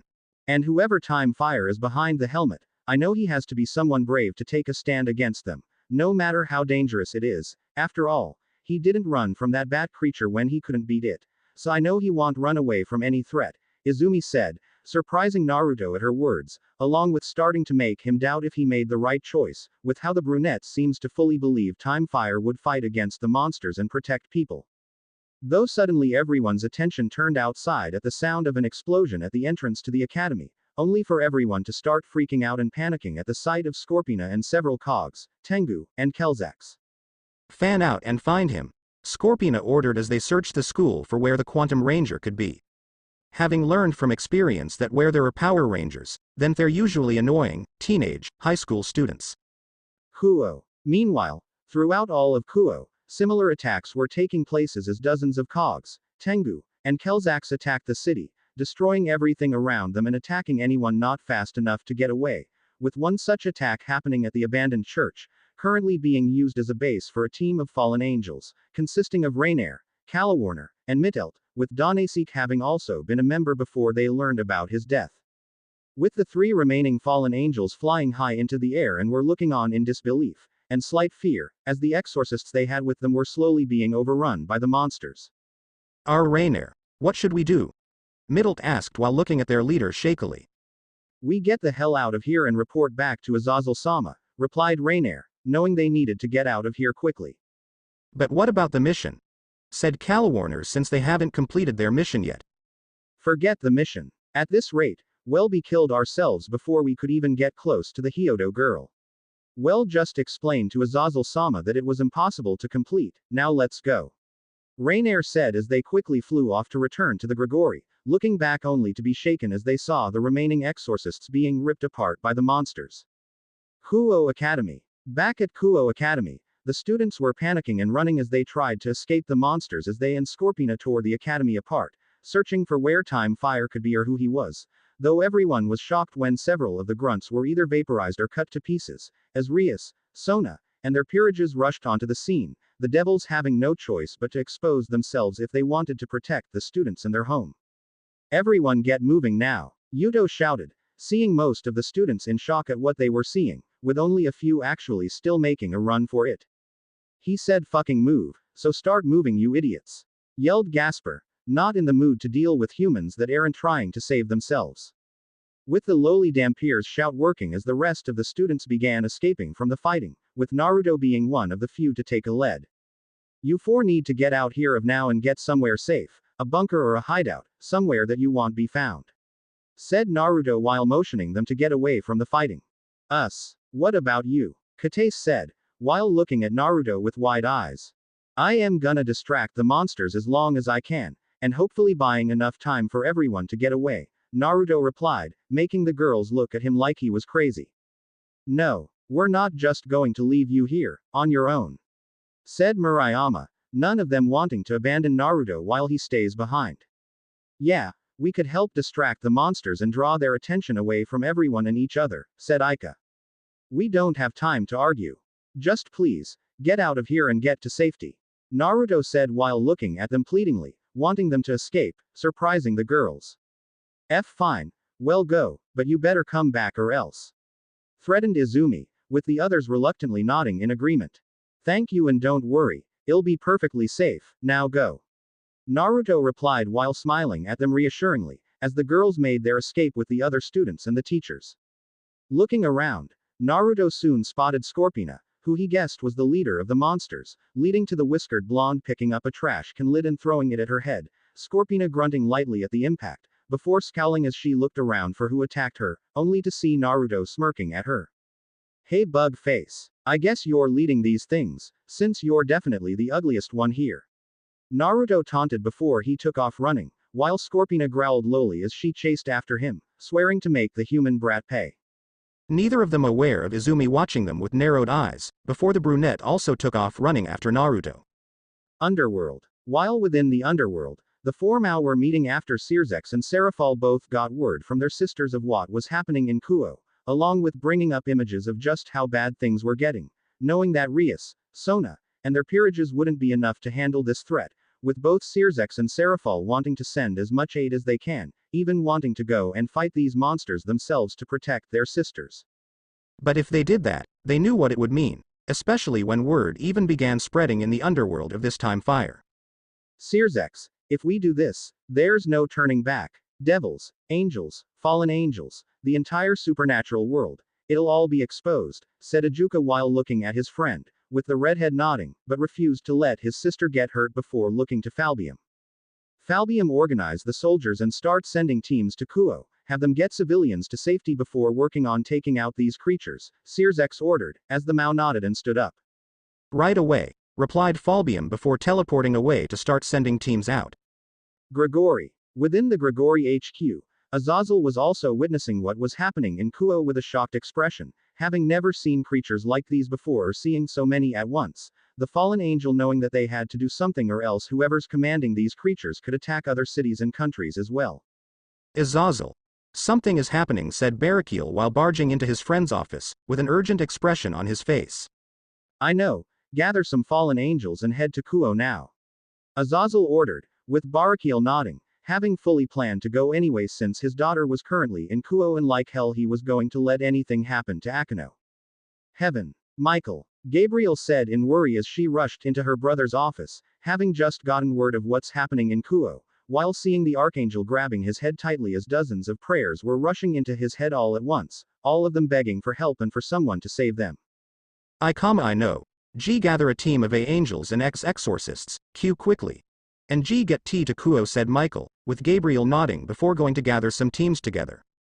Church. Meanwhile, the exorcists were watching what was happening in Kuo live, shocked and horrified at what they were seeing happening in Kuo, with one in particular being the most terrified at what was happening to her former home. Irina. Zenobia said while looking at her partner in worry as they watched what was happening in Kuo, knowing Irina used to live there. The brunette not hearing her friend call her name as she was mentally pleading and praying that Izumi would be safe, and nothing would happen to her. Talos Dimension *Ha. Look at the humans running around like headless chickens. Archerina laughed as the villains watched images of their attack on Kuo. They're just making it easier for my Kelzax to take care of them, said Lothor, smirking at seeing his grunts dealing with the humans. As if, the cogs will kill more humans than those. Sorry, excuse for soldiers, machines will always be superior to anything made of flesh and blood, Gasket stated, while seeing his own foot soldiers destroying the city. You're both wrong. The Tengu will be the ones to secure victory. After all, they're made from me, declared Ivan, knowing his creations will win them the day. Who cares which group takes out more humans, as long as we simply win, Miratrix said, only caring about winning for once, rather than being defeated by another ranger. Ah, learn to relax, my dear, it's not every day you get such quality entertainment, Ivan said as they watched as their invasion unfolded. Kuo back in Kuo, reinforcements soon began appearing throughout the city in the form of several yokai. Having been sent by the Shinto yokai faction, given they were currently attacking their homeland. Fallen angels being led by Barakiel, who was incinerating several grunts with his holy lightning, along with a few unique individuals, including the /DOG team, at the behest of Suzaku Himahima, who wanted to make sure her cousin was safe, Valerie Lucifer, or Valley for short, the White Dragon Empress who was also allied with the Grigori, though she had headed for Kuo the moment she learned about the fighting, refusing to miss out on the chance to fight against such forces. While from the Devils, there was also Cyroorg Bael, Sikvera Agaras, and their respective peerages, along with a surprising appearance from Riser Phoenix and his peerage, though only having shown up due to Kuo being Rios territory, and an attack on his dear Rios was an attack on him, as far as Riser was concerned. Where do you think these things even came from? Questioned Natsumi while firing her light gun at several grunts, while her teammates took down some more. No idea. They are not any creatures I've ever heard of, or seen before, Tobio replied, while swinging his scythes as Jin rushed around swinging its blade. Who cares where they came from? Let's just send them back in as many pieces as we can, shouted Kuki while throwing his spear straight through several Tengu with Byakusa roaring and unleashing blasts of lightning at them. Up in the air, Valerie was grinning madly as she flew around in her scale mail, releasing blasts of magic that incinerated several grunts or used divine dividing to cut their power in half and increase her own. This the greatest moment of my life, Valerie thought, having not expected to take part in such a fight, but was glad that she was now. Just don't go overboard. You don't want to waste too much energy fighting cannon fodder, as these things don't seem very smart, so someone must be commanding them, said Albion, with the silverette nodding as she continued destroying the monsters. I know, and that just makes me more excited. To fight whoever is strong enough to command this many creatures, replied Valerie, mentally wanting to find the leader and face them. With Naruto back with Naruto, the whiskered blonde was now hiding from Scorpina, mentally cursing himself for not having kept the quantum morpher. Great idea. Throw a trash can lid at the scorpion lady and then insult her, when you don't have anything to make you stronger. Naruto thought, before crying out as the tree he was hiding behind exploded, throwing him back. Ah, there you are, not so tough, now are we human? Scorpina said while smirking wickedly, as Naruto backed away from her. Well, I don't suppose saying sorry will do me any good, stated Naruto. No, but maybe you screaming in pain will, replied Scorpina before firing an energy laser from her helmet at Naruto, who braced himself for the attack. Only to be shocked, when Izumi runs up and pushes him out of the way, with Naruto's eyes widening at the sight of the girl. Izumi. What the hell are you doing here? I told you to run, Naruto said, not believing she'd actually do something as stupid as follow him but was surprised when she glared fiercely at him. I don't care. I wasn't going to leave you alone to get hurt, not if I could save you. Because that's what friends do, you idiot, retorted Izumi, with Naruto looking at her in surprise before they both looked at Scorpina as she laughed mockingly at them. Ah. Oh how sweet, you two won't abandon each other, then you'll both get to die together, said Scorpina while aiming her sword at them, as it began sparking with lightning before she fired a blast of lightning at the two. With Naruto acting quickly and wrapping his arms around Izumi to shield her from the attack, while tensing and got ready for the pain and possible death, only for the attack to never come, as both teens looked, only to be surprised when they saw Madara standing in front of them, now wearing crimson-plated armor and wielding a large gunbai. Madara? Naruto said, not expecting to see the Uchiha arrive. One moment, Uchiha return, said Madara as his gunbai unleashed a blast of wind that sent Scorpina flying back. The Uchiha then looked at Naruto and Izumi, before making a hand sign with the brunette slumping forward, unconscious in Naruto's arms. Not even an entire day has passed and already you've gotten yourself into trouble, and don't worry about your friend, she's merely sleeping from my genjutsu, Madara said, as Naruto looked at him with wide eyes, before Scorpina returned enraged at the attack. I don't know how you did that, human, but you won't live to regret it, yelled Scorpina before rushing towards Madara and swinging her sword at him, which Madara blocked with his gunbai. Such arrogance, Madara muttered before slamming his foot into the general's stomach, knocking the wind out of her, with Scorpina doubling over, gasping for air until Madara delivered a spin kick to her head, sending her flying. Only for Madara to vanish in a burst of speed, before reappearing right above Scorpina and slamming his feet down onto her back, causing the monster to crash into the ground. Gunbai fanned wind, said Madara, swinging his gunbai, which sent Scorpina crashing through multiple trees, as they all crashed down on top of her, with the general managing to throw them off of her as she stood up, panting. Now then, are you done or shall I put you down permanently? Madara said while pulling out a kama with a chain attached to it and his gunbai, with Scorpina scowling.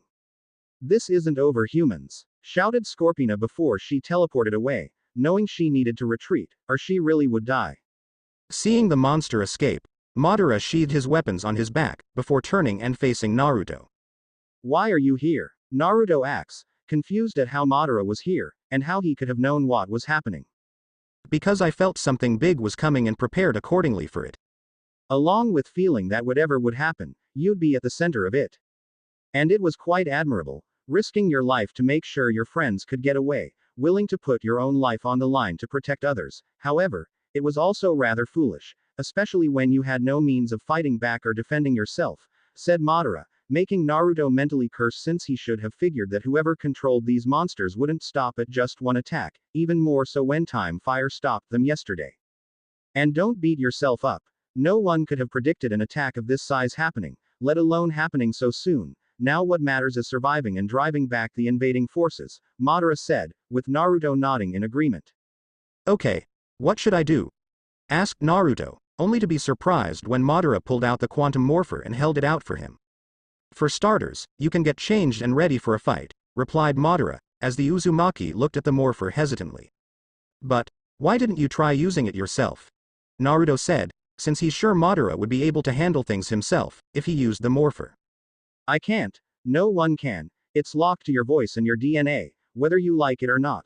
This is your fight. This is your time, Madara said, with Naruto looking at the morpher hesitantly before looking at Izumi lying on the ground, with his hesitation soon fading. Get her somewhere safe, said Naruto before grabbing the morpher and strapping it on, while Madara nodded and grabbed Izumi. Good luck, Quantum Ranger, Madara said, smirking before vanishing with Izumi, as Naruto took a deep breath as he looked at his morpher. Quantum power. Time fire, said Naruto as the red glove and black gauntlet appeared on his arm before his suit materialized around him and finishing up with his helmet appearing on his head. With the transformation completed, Time Fire sped back towards Kuo Academy, intent on ending this. Kuo Academy. Meanwhile, back at the academy, the supernatural group and local defense were now being pushed back as Bat Undead had made his appearance, unleashing a gigantic swarm of thousands of bats that ripped, teared, and bit anyone in their way, while Bat himself took a special enjoyment in breaking down anyone who got in his way, his true immortality and ruthlessness making some start to lose hope at the chance of winning. Where are you, Time Fire? Come out and face me, coward, demanded Bat, wanting to finish their fight before it was interrupted, wanting to crush the ranger in front of everyone to show that no one can stop the undead. Though Bat then turned around and grabbed Gasper by her throat, when she tried sneaking up behind him to use her sacred gear, only for the undead to sense her coming. You are an insult to my kind half-breed. Bat growled while rearing his claws back to tear out her heart.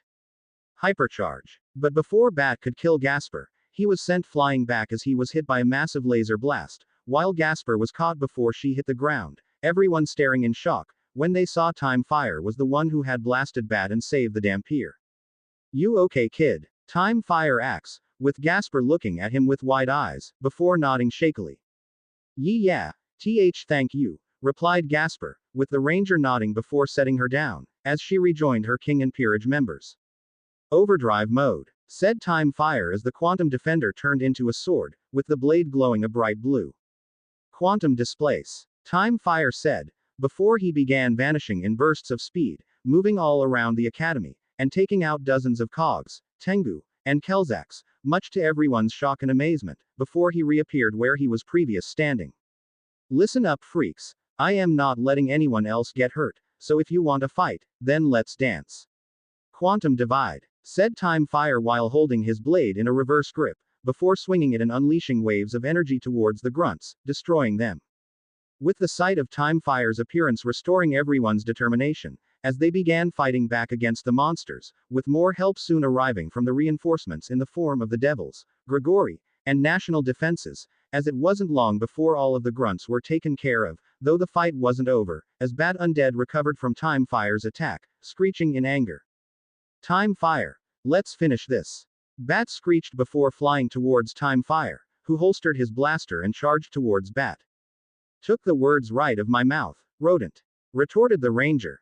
Once the two were close enough together, Bat slashed his claws at Time Fire, only for the ranger to flip over his strikes and slam his elbow down on his head, before he delivered a palm thrust to the undead's chest, followed by a punch that knocked it back, as everyone cheered for the Quantum Ranger.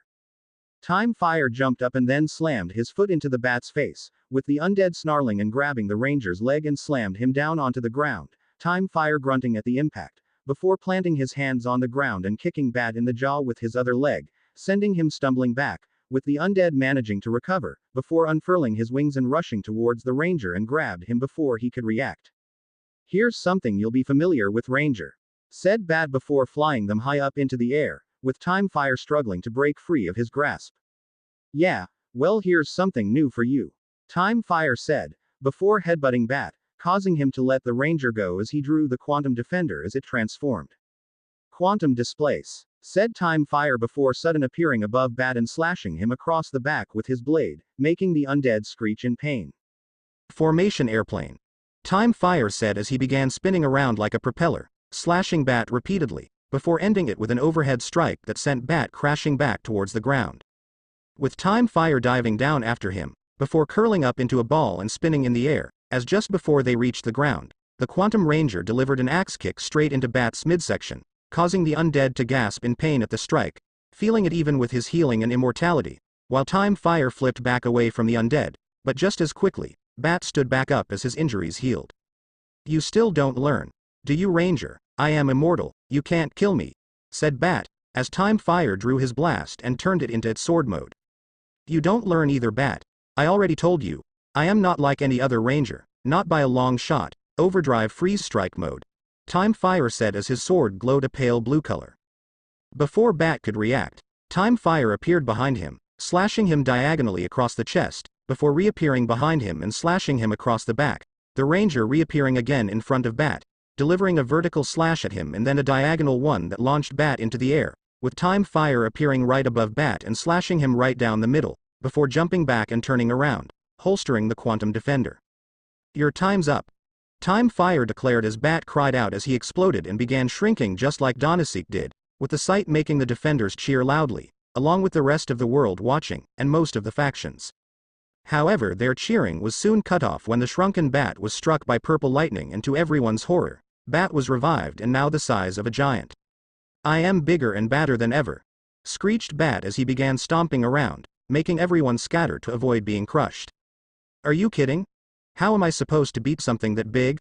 Time Fire said in disbelief, before jumping back, away from the gigantified Bat. Quantum Ranger, it is recommended that you summon the Quantosaurus Rex, in order to complete your mission, said the Morpher, confusing the Ranger. What? What's the Quantosaurus Rex? Questioned Time Fire. Your personal Zord, used to battle enemies such as the grown Bat, the Morpher replied, surprising Time Fire that he had something like that, but was also glad that he did.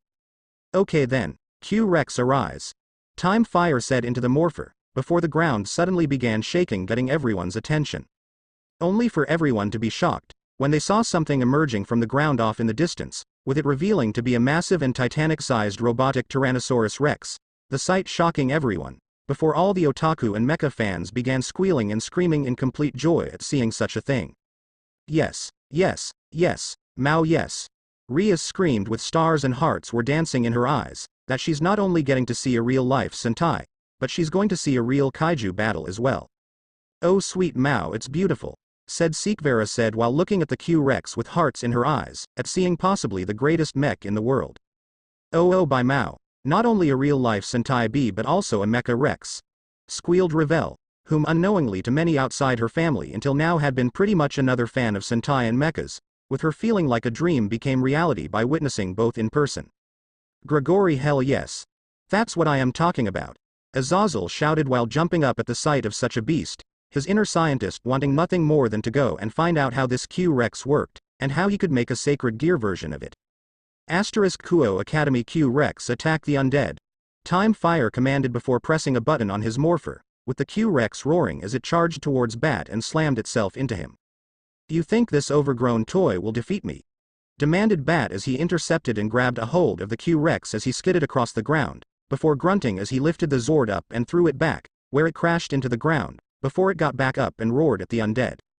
Q-Rex lasers, target and fire, said Time Fire, with the Q-Rex's cannons on its back locking onto Bat before firing at him, sending the giant monster flying back. While back at the academy, on the rooftop, Izumi soon began regaining consciousness from Madara's genjutsu. Why what the, mumbled Izumi as she woke up, the last thing she remembered was her going after Naruto. Izumi shouted looking around worriedly for where her friend was.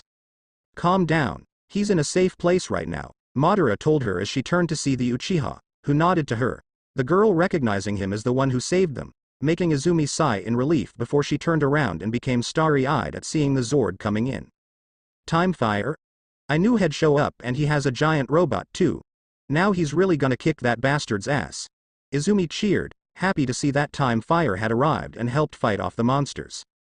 If he doesn't win, then I am taking that thing down myself, said Valerie while landing beside Izumi, with her helmet vanishing with her long silver hair falling down her back and showing her crazed smile, hoping to fight such a massive opponent herself. Valerie, said Albion, uneasily at what his partner was feeling. Don't judge me, Albion. You know what I am like, Valerie thought, having no shame in how excited she was at what she was seeing. While Izumi looked at Valerie in shock at her appearance and armor. Hey, are you a Sentai, like Time Fire? Izumi asked, making the Silverette scoff. Oh please, he may be powerful, but I am way stronger than he'll ever be, said Valerie while smirking, though mentally adding that with how strong Time Fire is already, she may just have to test him herself and see if he could keep up with her. As if, Time Fire is way stronger. Just look at him fighting that giant monster, Izumi retorted as the two girls glared at each other. I could just shrink that monster until it was non-existent, Valerie shouted. Ha! Time Fire doesn't need to shrink the monster, he's fighting it while it's still giant, said Izumi while smirking victoriously as they glared at each other for a moment, before looking back at the fight. I swear, kids these days, Madara thought rolling his eyes. Back with the fight, the Q-Rex was starting to have trouble against Bat due to his immortality, while Time Fire was running out of ideas on what to do. Quantosaurus Megazord mode online, said the Morpher, getting the Ranger's attention. Megazord huh? Okay then, Q-Rex Megazord mode, said Time Fire while pressing a button on his Morpher, as the Q-Rex's eyes glowed before it began transforming. The Q-Rex stood up straight as its arms rotated, revealing a regular arm and a missile pod attached in place of a hand on its right arm, with its head folding down, revealing a robot head as its eyes flashed. Megazord mode, transformation complete, Time Fire declared, amazed at what the Q-Rex had just transformed into. What? Shouted Bat in disbelief at seeing the Q-Rex transform into a Megazord. Oh yes. Rias, Sikvera, and Ravel all thought, nearly panting as they saw the Q-Rex transform into an even larger robot, only for them to blush in embarrassment when they felt a familiar feeling between their legs. Quantum missiles, fire, said Time Fire while pressing a button, as the Q-Rex aimed its missile arm at Bat before firing off all 6 of its missiles at the undead. Activate Quantum Thunder Fist, Time Fire said as he pressed another button, with the Q-Rex rearing its fist back, charging it with red lightning before throwing it forward as its fist detached and slammed into Bat, throwing the undead through the air. Recommend using Max Blizzard to complete the mission, said the morpher. Alright. One final assault should do it, Max Blizzard online, said Time Fire, with the Q-Rex charging up its shoulder cannons before firing them at Bat, who cried in pain as he exploded multiple times before he was encased in ice and shrunk back down, only to once again revive itself, while panting tiredly. It doesn't matter what attacks you use, the undead will always come back, Bat said, as Time Fire narrowed his eyes at the monster, wondering just how he was supposed to stop it. Use one of the cards and seal it away. Time Fire's eyes widened at the sudden voice, before looking around for where it could have come from, before pulling out one of the blank cards. I may not be able to kill you, but I can seal you away again. Say goodbye, Bat, said Time Fire while holding the card out, with Bat's eyes widening in shock and fear at the sight of it. But before the undead could react, chains shot out of the card and wrapped him, pulling the struggling undead towards it.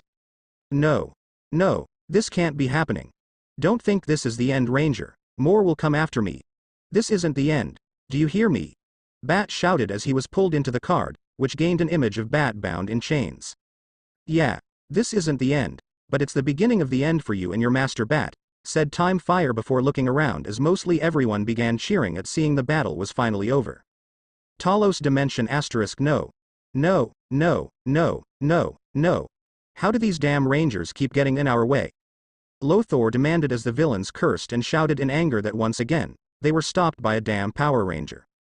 Shut up, shut up, shut up, shut up you idiots, Ivan shouted, silencing the villains. Now that I have your attention, this is only one battle, one of many more to come, and like our dear color-coded friend has said, this is only the beginning, said Ivan before sitting back in his throne, confident they'll plenty more opportunities to deal with Time Fire. Timeskip one day with Naruto knocked on Madara's door while waiting for the Uchiha to answer it, which wasn't long as the door opened. Naruto, this is a surprise, I didn't expect to see you this soon, said Madara before stepping aside and letting the Uzumaki inside. Yeah. Well, I figured a visit was necessary, especially with everything that happened yesterday, Naruto replied, with Madara nodding in agreement, knowing that the world was now changing in more ways than one. Yes. You did well against Bat and the monsters, though, you aren't going to try and give me the quantum morpher again, are you? Said a smirking Madara, with Naruto shaking his head while grabbing the morpher. No, I am not. While I do prefer having a normal life, yesterday just showed that any semblance of normality is long gone, and I need to prepare for more undead and monsters, along with whoever's ordering them around, whoever they are. I doubt they're going to stop anytime soon, and I need to get stronger if I have any hope of beating them, so, I came here hoping that you would be able to train me, said Naruto, his words making Madara raise a brow as he looked at him silently for a moment.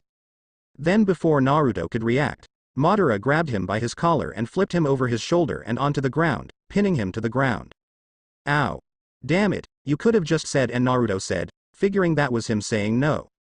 First lesson, never let your guard down and always be prepared for the unexpected, said Madara, surprising the whiskered blonde for a moment, before he nodded in understanding before the Uchiha let him stand up. Naruto also getting the feeling this won't be the last time he ends up getting knocked down, but he was determined to always get back up stronger than before. What is it now, Ivan? Questioned Lokar as he and Scorpina appeared alongside the other villains, after being summoned by Ivan. With Scorpina looking worse for wear, after the sorcerer kept good on punishing her for her failure on dealing with Time Fire, the punishment being even worse, after she revealed that she hadn't even found Time Fire and was actually defeated by a human, who forced her to retreat.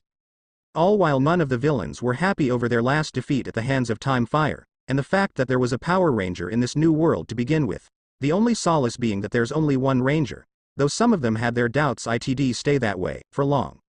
All of them knowing from first-hand experience, that where there's one Ranger, more are sure to follow, which only increased their desire to deal with Time Fire before more Rangers can appear. Yes, I thought you'd all like to meet my new toy, come on out, Tin Can, said Ivan with a smirk, before the villains looked at the sound of footsteps, only to be shocked at who they saw. All of them recognizing one of the worst enemies to ever face the Power Rangers, and even succeeded in taking over his world, along with surviving against his Ranger team, the Venjix computer virus, also later known as Evox, who was back in his Evox mobile body. You, insolent creature, you will suffer for this, Venjix said, glaring at Ivan as his body unwilling moved against his will. Yeah, you're real scary, like a three-legged poodle after its other three legs are cut off, Ivan taunted, while the other villains were still shocked at seeing Venjix was alive before they all looked at Ivan. Venjix. How was he alive? He was destroyed, after going against the Beast Morpher Rangers, said Gasket, all of them wanting to know how the virus could still be around, when he was supposed to be destroyed. Yeah, and the Rangers from that other Earth thought he was destroyed too, and look how that turned out. Gotta say, it was fitting you looked like a snake. Just when y'all think it's dead, it'll jump and get y'all. But you gotta be careful, or else a mongoose will get the snake first. Ha ha ha ha ha ha. Ivan laughed, having found Venjix after he tried faking his destruction again, after the Beast Morpher Rangers infected him with human DNA. The virus having been able to make a copy of himself to avoid being destroyed, only for Ivan to find him and stick him back into his Evox body, before placing him under his control, but even then, Venjix still fought against Ivan's control, refusing to be anyone's puppet.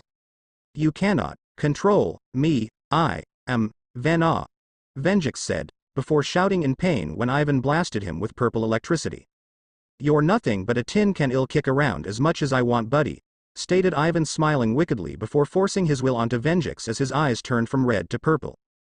Before Venjix's body began transforming and changing, until he was now in a completely new body and no longer fighting against Ivan's control. Now taking on a more humanoid form, with him being 8 foot tall, while having an outer shell, made of a sliver black metal with glowing purple eyes and glowing purple lines all over his body. Huh. I didn't take you for a Marvel fan, Ivan, stated Lothar, given how Venjix's new body resembled that of the Marvel Cinematic Universe's Ultron, in his Ultron Prime form.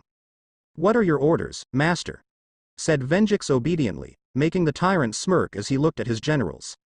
I just gave the tin can here a little upgrade, making him stronger than he was before, along with putting him completely under my control. I could make him rip his own head off and use it as a football, Ivan said, with the underlying threat and warning being perfectly clear to the rest of the villains.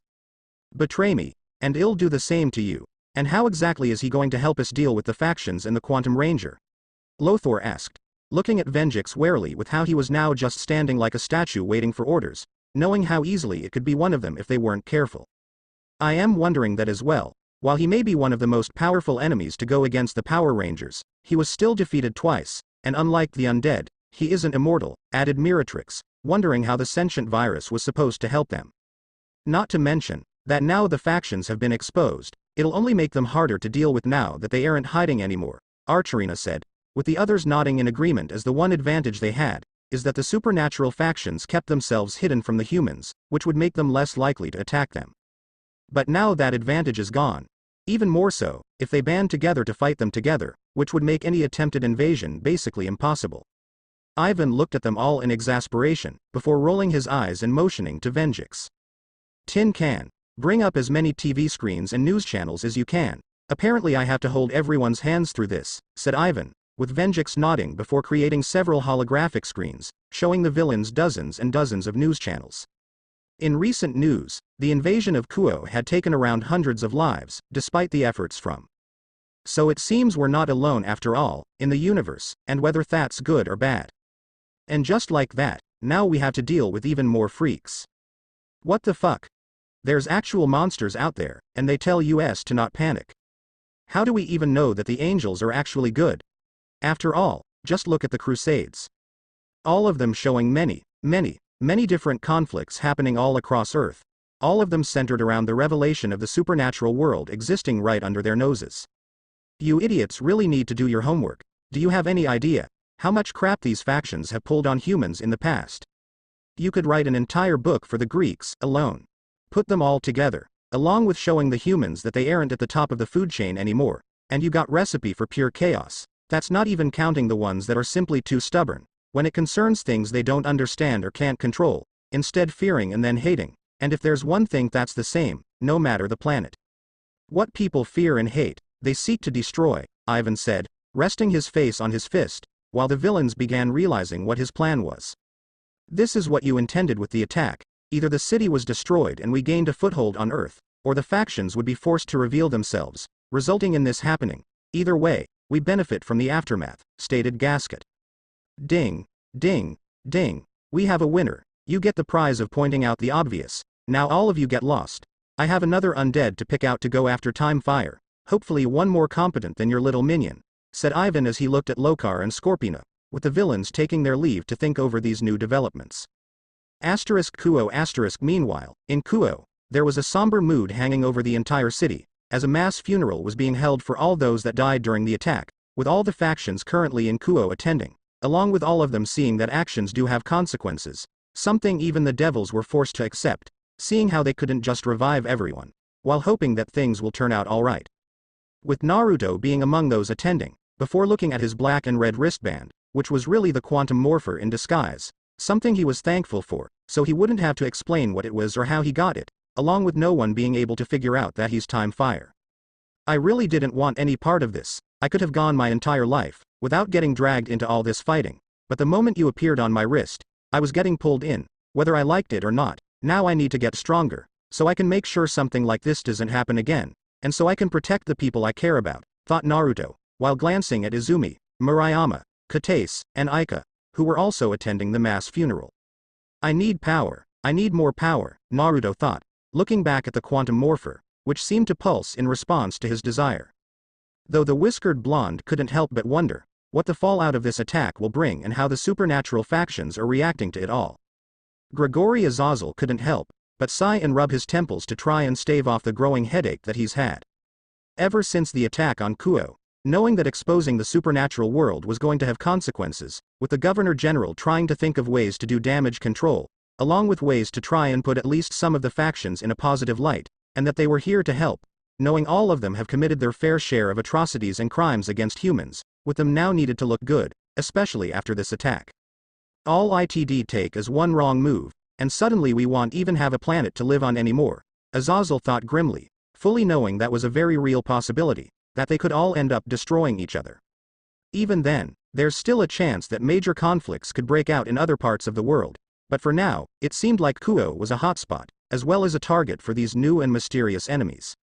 Which is why he's currently discussing with Barakiel, Shemazai, Penumwe, and Kokebiel on what actions they should take next before another attack happens, with Penumwe being worried about how their actions could be interpreted but was willing to do what she could to help. Barakiel was suggesting sending several teams of Fallen to Kuo to act as guards, while offering to lead them himself. Which Azazel could see as him wanting to go and look after his daughter. As for Kokebiel, you didn't need to be a genius to see that he was ecstatic at having new enemies to fight, and the chance to show the entire world the power of the Gregory now that there's no need to hide anymore.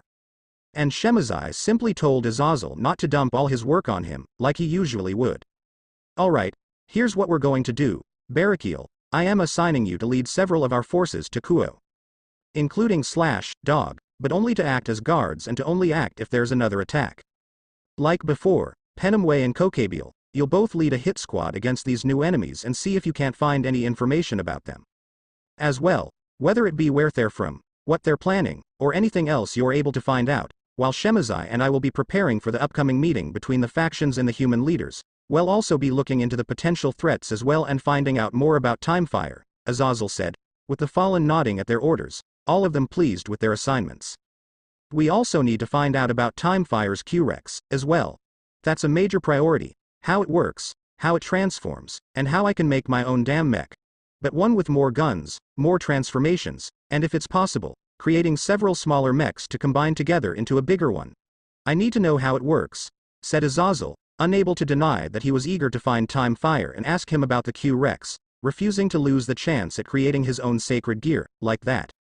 With his orders annoying the other fallen angels before they took their leave, as the Governor General went on about the Q-Rex and what his own mech would look like, knowing he was going to be like that for a while, so they might as well go and get ready for their respective assignments. Underworld. While in the underworld, it was complete pandemonium for several reasons. Including but not limited to, the existence of a real-life Sentai, one that had access to a giant mech and mysterious cards that could seal beings away, if the reports of how Timefire defeated Bat were true, along with how they were now exposed to the human world, which could lead to potential fallout from the actions of their ancestors, and how they've been vilified, though for some fair reasons, up to a certain extent, concerning some of their actions in recent history. With the Mao currently meeting with and discussing the situation with the Devil Elders in Zekrom Bael, the very first head of the Bael family, and was the de facto leader of the underworld after the death of the original Mao, which also gave him more influence than the current Mao. Searzek-sama, what exactly are you planning to do about these invaders? They've not only attacked the territory governed by your sister and Seraphal Sama's sister but have now exposed the factions to the human world, said one of the elders, with the others looking at Mao Lucifer. Right now, we're focusing on the upcoming meeting between the human leaders and the other factions, to try and prevent any further conflict than what's already happening. As for these invaders, at the moment, there isn't much we can do, given how we don't know who they are or where they're hiding. All we can do in regards to them, is be prepared for the chance of another attack, Sears replied, knowing there isn't much they can do against these new enemies, given they knew nothing about them. And what of this Time Fire? We know where he is, and he should be dealt with accordingly, another elder said, making the Mao and Zekrom frown. You expect us to deal with the person that helped stop the attack and drove the invaders off? Not to mention, he was the only one who could defeat Undead Bat. You're suggesting we take action against him? Said Ajuka rhetorically, given how such a move could only backfire on them. It's for that reason, that Time Fire must be dealt with. Who's to say, he won't target devils and try to seal us away in those cards? He's already been attacked by both Ria-sama and Sona-sama, along with their peerages, the elder stated. An attack that was only made in self-defense, after Time Fire previously dealt with a fallen angel, rogue exorcists, and Bat beforehand, said Falbium, knowing Time Fire had been in the right to defend himself against Rios and Sona's unprovoked attack. And what happens if he decides that devils are enemies? Will we just stand by, while he attacks other devils? Challenged another elder. Enough. The only reason Time Fire would see devils as enemies, is if any of you turn him into our enemy. As of this moment, the only ones that see Time Fire as an enemy are the ones we all share, these invaders, that attacked Kuo and exposed the supernatural world, said Zekrom, while looking at the elders, knowing the Mao didn't see Time Fire as an enemy, potential or otherwise. Zekrom-sama is right. No matter what happened between Time Fire and our sisters, he's shown to be an ally by dealing with the invaders and Bat. If you're all so worried about him, then perhaps it would be better to try and make an alliance with him, rather than antagonizing him, Sears stated, looking at the elders with narrowed eyes. And how do you intend to do that? No one knows who Time Fire is, or where he is, said another elder.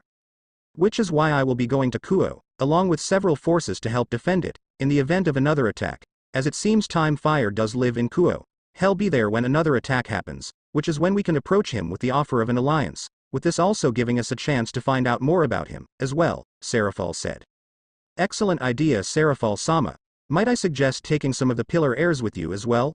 With how most of them helped push back the invaders, it would the humans a chance to see we are not a threat to them, by seeing some of the ones that helped defend them, said Zekrom, with the Mao nodding in agreement with this, knowing they'll need to show the humans they weren't a threat.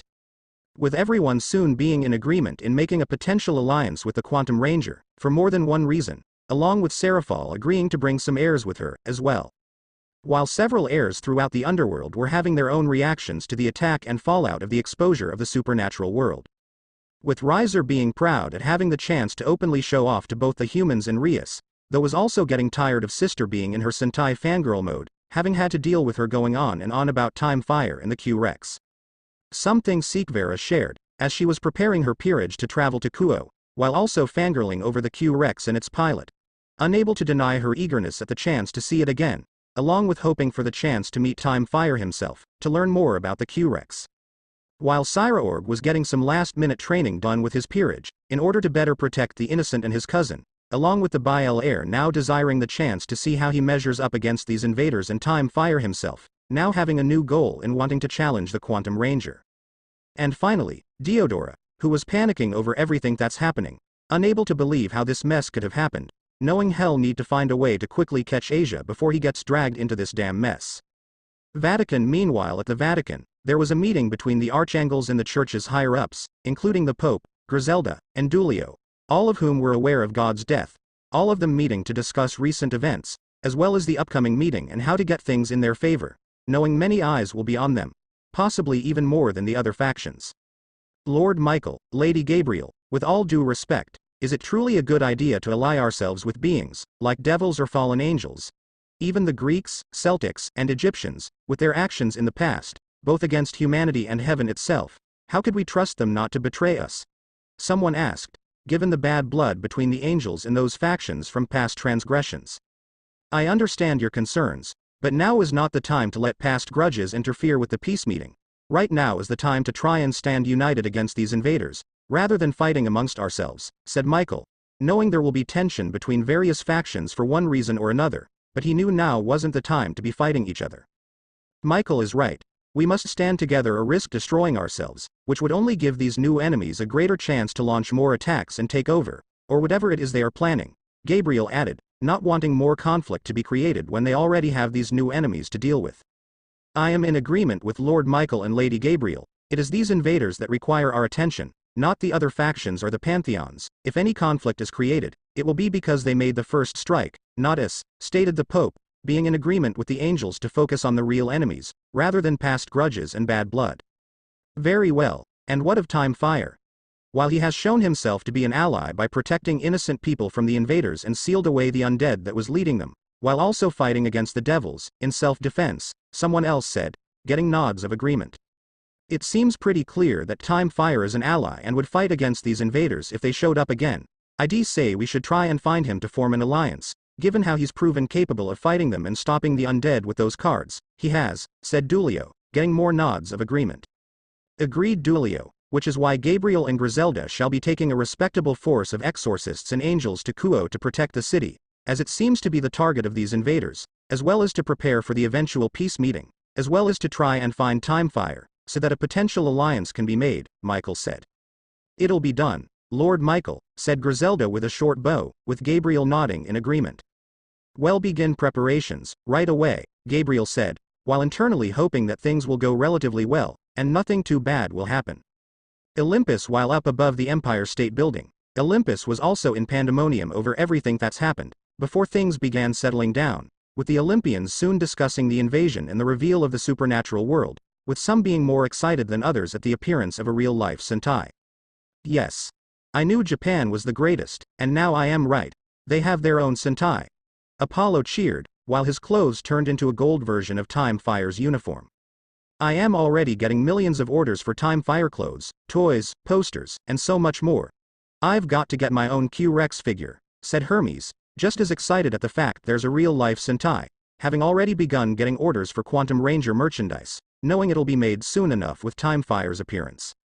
It's truly the most beautiful thing I've ever seen, Hephaestus said in awe at the image of the Q-Rex, amazed at its power and transformation, all while writing down several notes, knowing he couldn't pass up the chance to create something like it. Excuse me. What's the most beautiful thing you've seen? Demanded Aphrodite, motioning to herself, the Smith god looking at her blankly for a moment, before looking back at the Q-Rex. Truly, the most beautiful thing, stated Hephaestus, while wondering if he could somehow study the Q-Rex, if Time Fire ever came to America. Amen to that, brother. I need to get me a giant mech like that. No wait, a bunch of smaller mech to combine together, with all of them as my sacred animals. Please tell me you could make those. Ares said with a grin, looking at his brother, who looked at him with a raised brow. I'll consider it, Hephaestus replied. Yes. I swear if you make them, I'll give you any weapons I have and as much money as you need, said Ares, refusing to lose the chance to have his own giant robots. With Aphrodite fuming that they were obsessing over a pile of scrap, like that, when she's sitting right here. So, what do you think will happen now, sister? We are no longer able to hide our presence, and it won't be long before the mortals learn where Olympus is, Artemis said while looking at Athena, wondering what she had to say on what's happened. Unfortunately, even I can't predict what the results of this will be, only that if things do not go smoothly, it may result in destruction for all sides involved, replied Athena, doubting anything good could come from the exposure of the supernatural world. Artemis couldn't help but nod in agreement, given all the actions that many of the factions have taken against the humans. All it could take is a single spark to make the entire world go up in flames. And what do you think of this Time Fire, sister? Athena asked while looking at the moon goddess, intrigued at the appearance of this new hero. I suppose he has talent and is good at adapting, for a male. Perhaps he's one of yours, with how he seems to react in battle and his thinking, said Artemis, intriguing Athena further at the possibility of Time Fire being a demigod, even more if he is one of hers. Perhaps, Athena muttered, while wondering when the last time she was in Japan was, or if one of her children in America moved there. I don't trust this Time Fire. How do we know he isn't responsible for all this? Zeus stated while narrowing his eyes at the image of Time Fire, not liking the idea of a mortal having that kind of power and not being tied to Olympus. Relax, brother, not everyone is out to get you, despite what you think, and I doubt this Time Fire is responsible for this attack, since all those videos show him fighting against the invaders, and then those devils that attacked him, and if not for his actions, then things very well could have escalated to be much worse, said Poseidon, while rolling his eyes at his brother's paranoia. And yet the moment he appears, such a large-scale invasion occurs. He could simply be making himself out to be the hero to gain support, before eventually revealing his true self, retorted Zeus.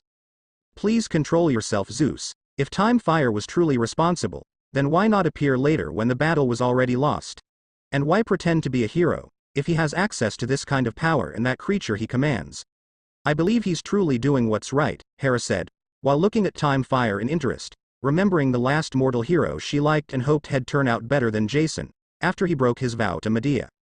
Though everyone was silenced, when Hestia let out a loud whistle, silencing all the talking and putting everyone's attention on her. If you were all done, perhaps it'd be better to send some of our forces and perhaps some demigods, to go to Kuo to check on what's been happening, themselves, and to help prepare for the eventual meeting, along with to find out more about the Quantum Ranger as well. I could even go myself and lead them there, offered Hestia, willing to go and investigate herself. While hiding her own excitement and desire to meet a real Sentai and see the Q-Rex in person. Underworld. While in another part of the underworld, Hades and his wife Persephone were also discussing what's happened, and what they should do. Perhaps we can send Malinoe to try and find out more about Time Fire, to see if he's an ally or an enemy, Persephone suggested, knowing their daughter has been wanting to get out of the underworld for a while, and it may do her some good to interact with living people, rather than the dead. Maybe, along with finding out more about these invaders as well, since I don't like the idea of unknown beings capable of launching an attack anywhere in the world, like that, and on such a scale as well, replied Hades, not to mention how it only makes his domain even more crowded as more souls appear and taking up even more space. Knowing hell have to make even more renovations to the underworld again, to accommodate for the influx of new souls. Agreed. There's also that offer from the Chaos Brigade we still need to deal with, Persephone stated, with Hades growling lowly at the reminder. I am aware, and should they not like my decision, I still have that to use against them, said Hades, still having a low opinion of devils and fallen angels, not only for having to share his domain with them, but also how their evil pieces disrupt the natural order of life and death. With him having a particularly low opinion of the old Satan faction and those that joined the Chaos Brigade, for their own goals and plans. And if any of them tried anything, then Hades will make sure Rizavim is reunited with his dear mother. Fates. While unknown to the gods, at the moment, the three fates were currently panicking as they were unable to do anything, but watch as the tapestry, one that they've spent centuries creating and planning, was currently unraveling before their eyes, with everything, from the great prophecy to all the events leading up to its fulfillment, being unraveled and fading away. With none of the fates being able to do anything, as fate was now out of their control. Asgard. In Asgard, similar events were happening, with many gods panicking over what's happened, while others were curious about Time Fire and eager for the chance to battle him and see how strong he really was, not to mention these invaders as well, knowing it'd be a challenge to fight against the undead and their immortality. With Odin needing to bang his Speargignr against the ground several times, to bring order back to the hall and get everyone's attention. Alright. Now that I have your attention, here is what's going to happen. We will be sending some of our forces to Kuo to help prepare everything for the eventual meeting, as well as finding out more about Time Fire and who he is, and the possibility of forming an alliance with him, should he be willing to ally with anyone and help combat these invaders with us, said Odin, with everyone nodding in agreement as the pandemonium began dying down. Only to start up again at Odin's next words. One other thing, is that I can no longer see the start of Ragnarok, as foretold by the Norns. Now I can no longer tell when or if it will ever begin, Odin added, causing the hall to descend right back into chaos, at the revelation that the prophesized Ragnarok was now gone. While most of them were glad at learning they won't be killed in Ragnarok, while others had mixed feelings on this, with one such being Loki, who on one hand was thankful he won't end up dying but was also annoyed that his chance in the spotlight was taken as well. My, this just got a lot more interesting, thought Freya with a smirk at seeing everyone panic, while intrigued by this new information. The Queen planning to join the forces being sent to Kuo and find out more about this Quantum Ranger, and perhaps see if he'd hold her attention for a good enough amount of time. Egyptians. The Egyptian gods were also discussing the recent events, before deciding to prepare for the upcoming meeting as well as the potential threats out there, knowing, if there are these new enemies that are capable of attacking an entire city, then there could be other enemies lying in wait, waiting for the chance to strike. And they'd have to be ready for when such a time came, knowing it will eventually come. Truly, this is a troubling matter, and we must do something about it, spoke Khonsu, the god of the moon, in a rare serious mode, actually leaving his trickster persona aside and reverting back to his real form, complete with the bird head. I agree with that statement, Kansu, which is why some of our forces will be sent to Kuo, to help prepare for the upcoming meeting between the factions. Ra, the sun god, replied in response as everyone, even the normally chaotic Seth, nodded in response, knowing that this was not the time to let grudges get in the way of survival. And while they might have grudges with some factions, most notable the Abrahamic factions after the 10 plagues, they had to prepare for the potential threat that exposed them worldwide. Celtics, the Celtic deities, were also busy going over the recent events that have happened, along with doing their best to prepare for future events, as well as the meeting. With Lu soon deciding to send both Morrigan and Scathach to Kuo, in order to find out more about Timefire and if he's a potential ally to them. The mentioned goddesses nodded, before going to prepare, while they both thought that it'd be interesting to find this Timefire and learn more about him. Perhaps he'd be the one to grant me what I want. Regardless, he could be a fine student, indeed, thought a curious Scathach, while looking at her spear. That Sentai not only looks fine but might have the same potential as CU. If that's the case, I'll ensure that he won't end up like him, Morrigan thought to herself, as she remembered how her mistake led to the Child of Light dying, and she would make sure that Timefire didn't go that same way, especially if he managed to get her interest. The Hindu gods and higher-ups had also begun discussing what's happened, before deciding that they'll also be taking part in the upcoming meeting between the factions and the humans, planning to send some of their forces to Kuo to help prepare things, as well as find out more about the Quantum Ranger to see if he'd be open to an alliance. Truly, a troubling matter this is, but we must prepare nonetheless. Which is why, some of our forces will go to Kuo, to help prepare everything for the future meeting, Shiva declared, getting the agreement of the other deities. As for whom should go with them, I suggest Parvati and Kama, Indra said, getting many to look at him surprised, including the aforementioned goddesses. The first, because she'd be an ideal representative, and the second would be a good bodyguard, just in case, Indra added, with Parvati and some of the other deities nodding, while Kama grunted annoyance. After all, the last time she got involved in a matter of deities, she had her original body destroyed by Shiva, when she tried to get him to focus more on Parvati, by order of the other deities, forcing her to reincarnate in a female body. But given the circumstances, this time around, Kama just sighed in resignation and decided to just do as she was told. Kyoto. While within Kyoto, the Shinto gods, as well as the higher-ups of the yokai faction were discussing what's happened, with them all being more worried than the other factions and pantheons, given that this attack happened in their homeland and many more could happen as well, something they'd prefer to not let happen again if they can prevent it. The only one not present, being the leader of the yokai faction, Yusaka, with Amaterasu covering for her, the goddess aware that the Kyubi was busy dealing with her daughter fangirling over a real-life Sentai, along with not wanting to leave her alone after this attack, in the event another happened, or even Kyoto was attacked. With it eventually being decided that it was best, if they did everything they could to protect their lands as best as they could, as well as preparing for the upcoming meeting, with the gods planning to send many of their forces to Kuo to help prepare and protect it, as well as learning more about Timefire, and to hopefully try and get an alliance with the Ranger, along with honoring the Quantum Ranger for defending their homeland from these invaders. Chaos Brigade. Like several other factions, the Chaos Brigade had descended into complete pandemonium, with all the different factions and members having different reactions to the invasion, the exposure of the supernatural world, and the appearance of Timefire. Anyone who can cause this much chaos has my complete respect, thought Rizavam, looking around in amusement and intrigue at how everyone was running around like headless chickens, finding amusement in the chaos that's been unleashed with what's happened. It made him wonder if it'd be possible to make an alliance with Timefire, knowing that even humans could have uses besides being slaughtered, but then again, it'd may be more beneficial if he allied himself with the invaders, instead, since Rizavam is fully aware that Timefire may not approve of his methods and plans, with the invaders seeming to be the true instigators to all of this chaos. HMPH, at least now, we no longer have to waste time hiding like rats, now we can show these pathetic humans and the rest of the factions what true Satans are like, stated Croisery, enjoying the chance to no longer have to hide from humans and can soon reclaim their birthright as the true Satans of the underworld. Yes, it'd be even better if those traitors in the underworld came running to their true leaders for help. With how poorly those usurpers have handled things, they'll likely drive the underworld to ruin, rather than taking advantage of what's happened, Shalba added. I am more interested in this Timefire, even for a human he seems rather strong, which would make him a rather interesting toy to have, said Kateria, licking her lips as she imagined having Timefire under her control. While the hero faction was practically over the moon, with the supernatural world now exposed, allowing humanity to see the threats that have been hiding among them for centuries. This is good. With the factions now revealed, it'll mean many new recruits can be brought in, now that they've learned of the threats among them, said Conla, with the others nodding in agreement. Agreed.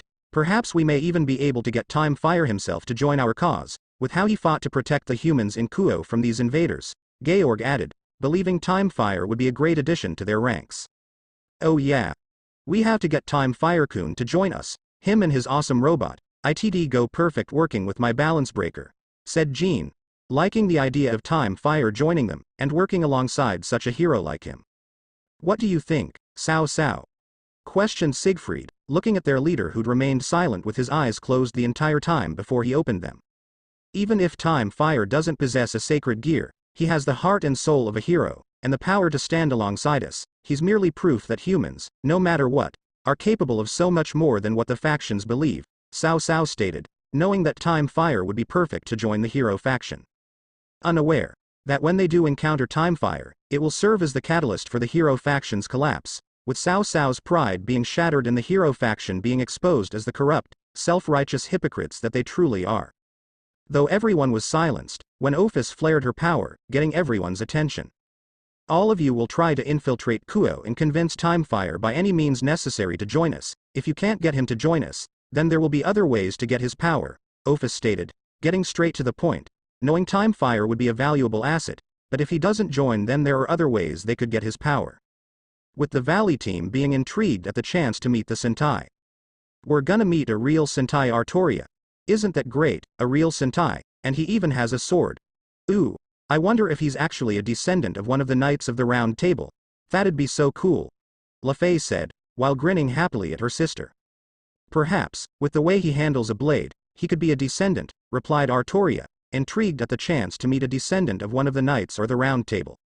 If Valley hasn't already tried fighting him herself already, she may have ended up killing him by accident, stated Biku, knowing their leader wasn't one to hold back against opponents that get her attention. I bet Time Fire-kun could help make some powerful kittens, Kuroka purred, liking how strong Time Fire is, and knowing she could get powerful children out of him. Along with being internally excited at the chance to see her Sharon again and see how she's grown. Ophis, meanwhile, was also thinking about Time Fire and his Q-Rex.